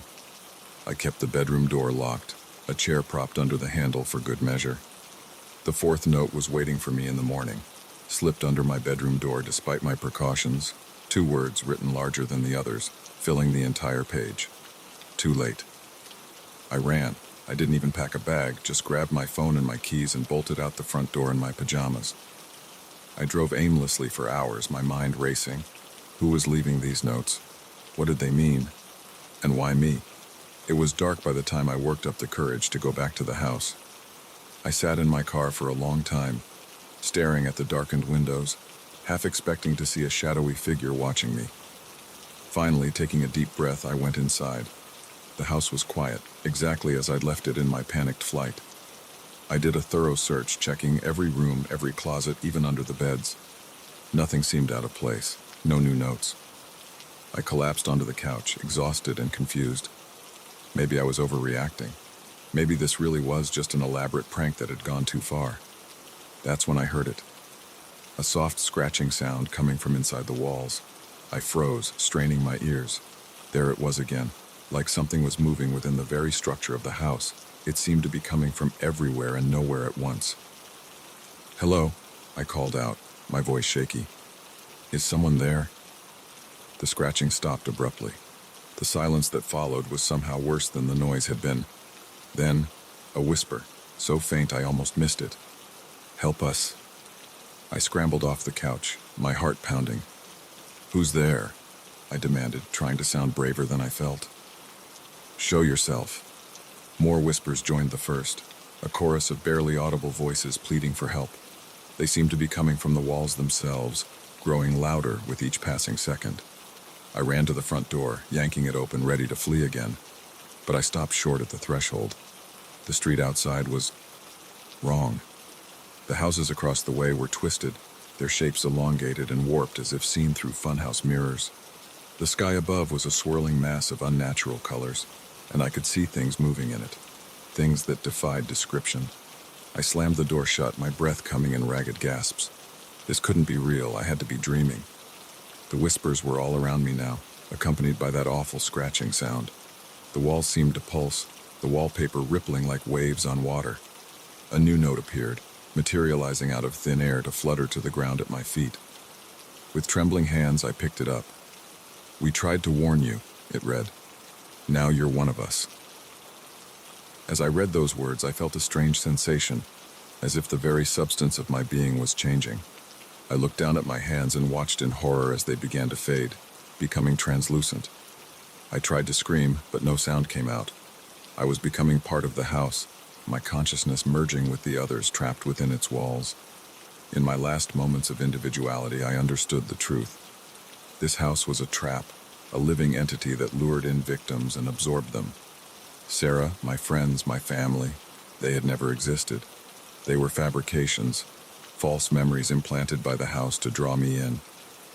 How many others had fallen for this trick? How many souls were trapped here, their essences used to feed this monstrous dwelling? As my physical form dissolved completely, my awareness spread throughout the structure. I could feel the others now, countless minds all linked together in a vast, horrifying network. And I knew that soon, another unsuspecting victim would come. A new house sitter, perhaps, or a curious buyer attracted by the quaint Victorian on the quiet street. I wanted to warn them, to tell them to run while they still could. But all I could do was whisper, my voice joining the chorus of the damned, trapped forever in this house of horrors. As my consciousness faded into the collective, one last thought echoed through what remained of my mind. I should have heeded the warnings. I should have gotten out while I still could. But now, like all the others, I was part of the house, and the house was always hungry for more. The moment I realized the car behind me wasn't just coincidentally going my way, but deliberately following my every move, I felt a chill that had nothing to do with the late-night air conditioning. What started as a routine drive home was about to become a terrifying game of cat and mouse through the darkened streets of a town I thought I knew. It had been a long day at work, one of those shifts that seemed to stretch on forever. By the time I clocked out, it was well past midnight. The parking lot was nearly empty, just a few cars belonging to the other night owls of the office. I remember yawning as I got into my car, thinking about nothing more than the leftover pizza waiting for me in the fridge and the soft embrace of my bed. The streets were quiet, the kind of stillness that only exists in the small hours of the morning. I was about halfway home when I first noticed the car. It was a dark sedan, nondescript in every way. I couldn't make out the driver, just a silhouette behind tinted windows. At first, I didn't think much of it. After all, there were only so many routes through town at this hour. But as I made turn after turn, the car stayed with me. Always 3 or 4 lengths back, never getting closer, but never falling behind either. A tendril of unease began to curl in my stomach. I decided to test my suspicion. Instead of taking my usual left towards home, I made a right. The car followed. I took another random turn. Again, it was right behind me. My heart started to race. This couldn't be a coincidence. Someone was following me, but why? My mind raced through possibilities. A robbery, some kind of sick game, or something even worse. I tried to stay calm, to think rationally, Maybe if I just drove to a well-lit public place, they'd give up and leave. I turned towards the 24-hour supermarket on Main Street. As I pulled into the parking lot, I glanced in my rearview mirror. The car had stopped at the entrance, idling. I could see the driver now, a man in a dark hoodie, his face obscured by the shadows. I parked near the front of the store, under the bright lights. My hands were shaking as I cut the engine. I sat there for a moment, trying to steady my breathing. When I looked up, my blood ran cold. The car was gone. For a split second, I felt relief. Maybe I had imagined the whole thing. Maybe it was just paranoia born from too many late nights and too much true crime TV. Then I saw him, the man from the car, walking purposefully across the parking lot, towards me. Panic surged through me. I fumbled with my keys, trying to start the car again, but in my haste, I dropped them. By the time I retrieved them from under the seat, the man was at my window. He rapped on the glass with something metallic. In the harsh fluorescent light of the parking lot, I saw it was a gun. "Open the door," he mouthed, gesturing with the weapon. My mind went blank with terror. This couldn't be happening, not to me, not here in this quiet town where nothing ever happened. With trembling hands, I locked the doors instead. The man's face contorted with anger. He raised the gun, aiming it at the window. I didn't think, I just acted. I jammed the key into the ignition and turned. The engine roared to life. I slammed the car into reverse, not even checking if anyone was behind me. The man leapt back as I peeled out of the parking space. I heard a sharp crack, a gunshot. My rear window exploded in a shower of glass. I screamed, ducking instinctively even as I floored the accelerator. The car fishtailed as I made a wild turn onto the street, tires squealing in protest. In my rearview mirror, I saw the man running back to his car. I had a head start, but his car was newer, faster. I knew he'd catch up soon if I didn't do something. I took a hard right, then another, trying to lose him in the maze of residential streets. My mind was racing faster than my car. Where could I go? The police station was on the other side of town. My house wasn't safe. He'd seen which way I usually drove. I made a split-second decision and headed for the highway. At this time of night, it would be nearly empty, but it was my best chance to outrun him. As I merged onto the on-ramp, I saw headlights in my mirror. He had found me. The sedan was gaining ground, eating up the distance between us. I pushed my old car to its limits, the engine whining in protest as the speedometer crept past 90, then 100. But it wasn't enough. The sedan was still coming. Suddenly, an idea struck me. It was risky, possibly suicidal, but it was all I had. About a mile ahead was a sharp turn, the kind that required slowing down even in good conditions. Beyond it was a steep embankment leading down to the river. I took a deep breath, tightening my grip on the steering wheel. I could do this. I had to do this. As I approached the turn, I didn't slow down. If anything, I sped up. In my mirror, I saw the sedan getting closer. Just a few more seconds. At the last possible moment, I slammed on the brakes and wrenched the wheel to the right. My car skidded, the tires screaming as they fought for traction. For a heart-stopping moment, I thought I'd miscalculated, that I was going to go over the edge. But then the car straightened out, fishtailing wildly but staying on the road. I didn't look back. I didn't need to. I heard the crash, the screech of metal on metal, the shattering of glass. When I finally dared to check my mirror, the sedan was gone. In its place was a gaping hole in the guardrail. My hands were shaking so badly I could barely keep the wheel straight, but I didn't stop. I couldn't stop. I drove and drove, putting as much distance between me and that turn as possible. It wasn't until I saw the "Welcome to Pennsylvania" sign that I finally pulled over. I was miles from home, running on fumes and coming down from the biggest adrenaline rush of my life. As the sun began to rise, painting the sky in shades of pink and gold, I sat on the hood of my car and tried to process what had happened. Who was that man? Why had he targeted me? And had I just killed him? I knew I should call the police, report what had happened. But a part of me was afraid. Afraid they wouldn't believe me. Afraid that somehow I'd end up being the one in trouble. So I did the only thing I could think of. I drove to the nearest diner, ordered a coffee, and started planning. I couldn't go home. Not yet. Maybe not ever. Whoever that man was, he might have friends, and they might come looking for me. As I sat there, watching the early morning crowd trickle in, I realized my life had changed irrevocably. I was no longer just another office worker in a small town. I was a survivor, a fugitive, a killer. I didn't have answers, but I knew one thing for certain. I could never let my guard down again. Because out there on some dark and lonely road, there might be another car, another pursuer, another fight for survival. And next time I might not be so lucky. With hands that still trembled slightly, I pulled out a map. It was time to disappear, time to become someone new, someone who had never been chased down a midnight highway by a stranger with a gun. As I plotted my new course, I couldn't help but glance over my shoulder, checking the parking lot for any cars that didn't belong. Old habits die hard, I suppose, and some lessons, once learned, are impossible to forget. The waitress came by to refill my coffee. "Long night?" she asked, eyeing my disheveled appearance. I managed a weak smile. "You have no idea." The moment I saw the empty sleeping bag where Jake should have been, I knew our camping trip had taken a terrifying turn. The early morning mist hung heavy in the air, obscuring the edges of our campsite, but there was no mistaking the fact that one of us was missing. And as I stood there, heart pounding, I couldn't shake the feeling that the strange lights we'd seen in the sky last night had something to do with it. It was supposed to be a fun adventure, just 4 friends looking for a thrill in the wilderness. We'd heard the stories about this area, of course. Whispered tales of UFO sightings, mysterious lights in the sky, and campers who swore they'd lost time. But we didn't really believe it. Or at least I didn't.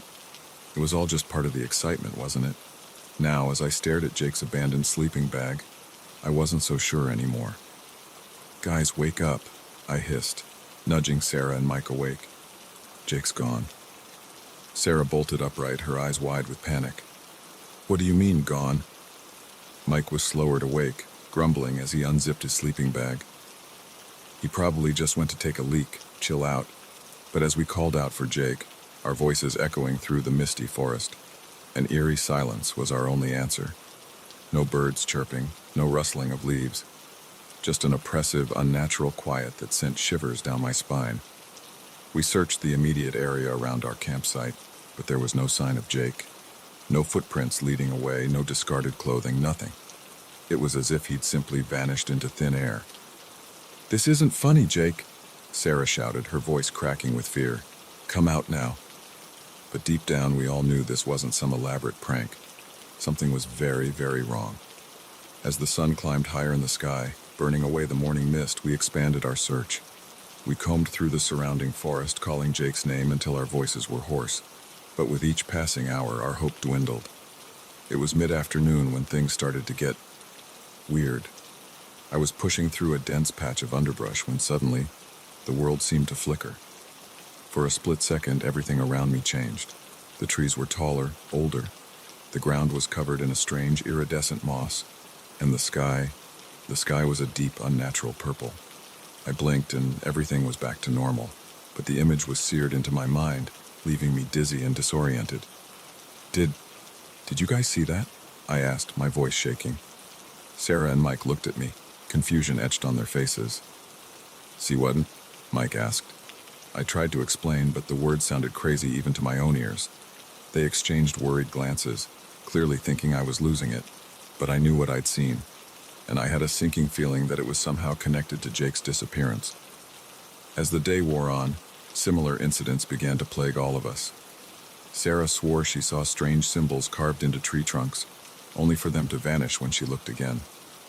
Mike kept hearing whispers in a language he couldn't understand, always just on the edge of his hearing. And me? I kept experiencing those flashes, those moments where reality seemed to shift. Each time the alternate world I glimpsed became clearer, more vivid, and each time I felt a pull, as if something was trying to draw me in. Night fell, and we were no closer to finding Jake. Exhausted and terrified, we made our way back to the campsite. None of us wanted to admit it, but we were lost. The forest around us seemed different, unfamiliar.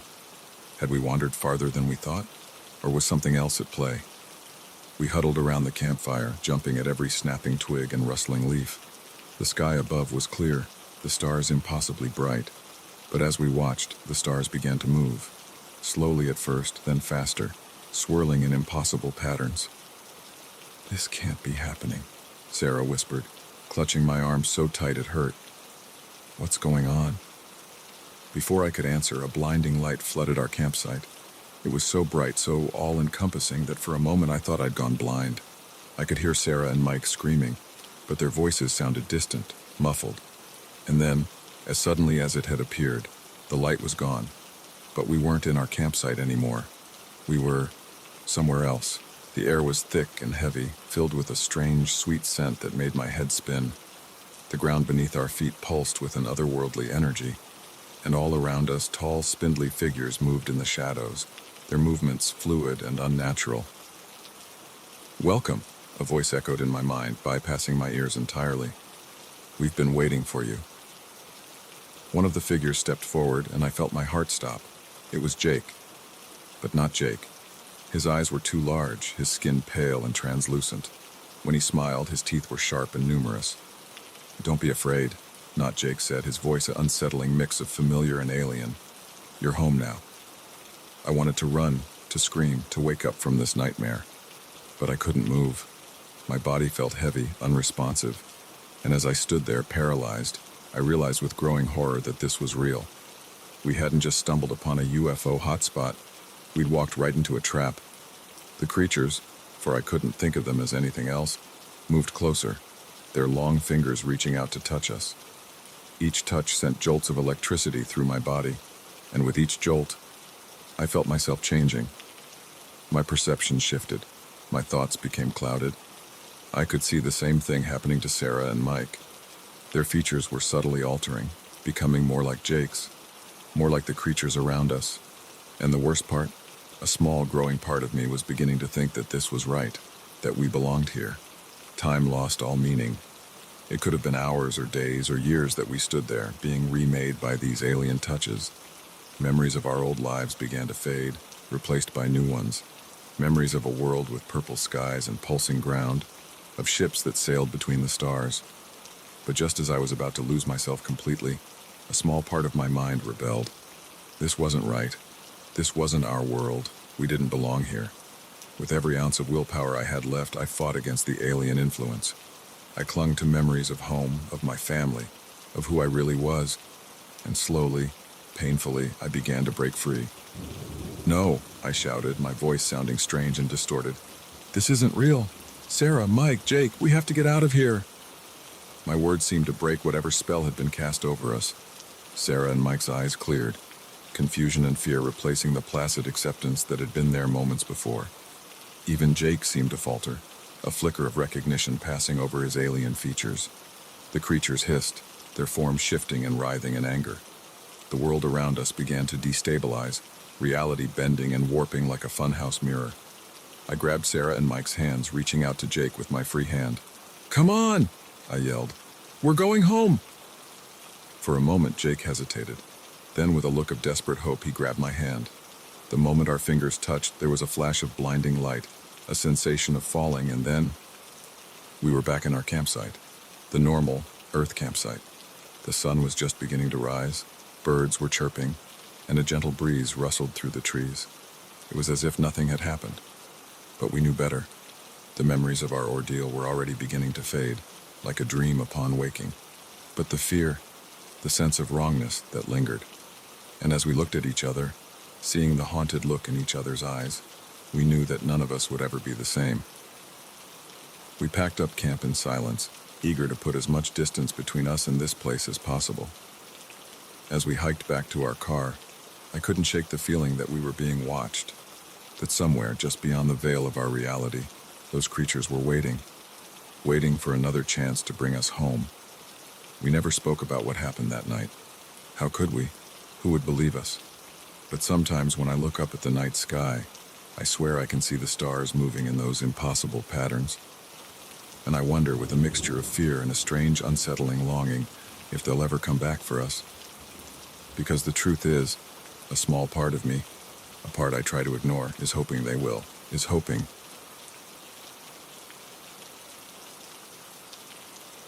The moment I saw the doll's eyes move, I knew I had inherited more than just an antique dollhouse. A chill ran down my spine as I watched the tiny porcelain figure turn its head, its glass eyes fixing on me with an unsettling intensity. In that instant, I realized the stories my grandmother had told me weren't just fairy tales, they were warnings. I'd always been fascinated by the ornate Victorian dollhouse that sat in my grandmother's attic. As a child, I'd spend hours playing with it, imagining the lives of the little dolls that inhabited its miniature rooms. Grandma would watch me with a mix of affection and concern, often muttering about how the house had a mind of its own.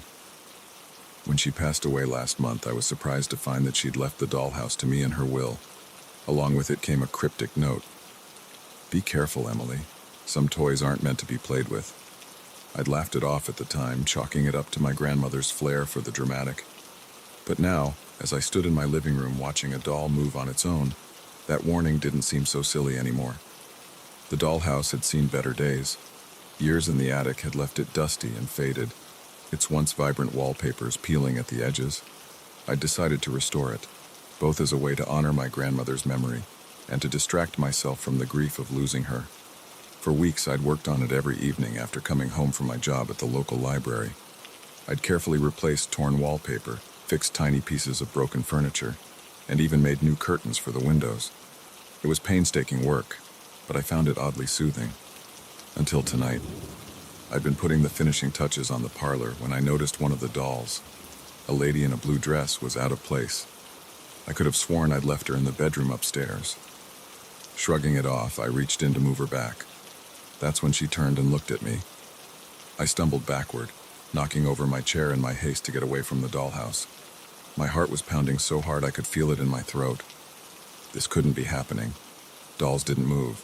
They didn't look at you with eyes that seemed far too alive. And yet, as I watched from across the room, the lady in the blue dress stood up.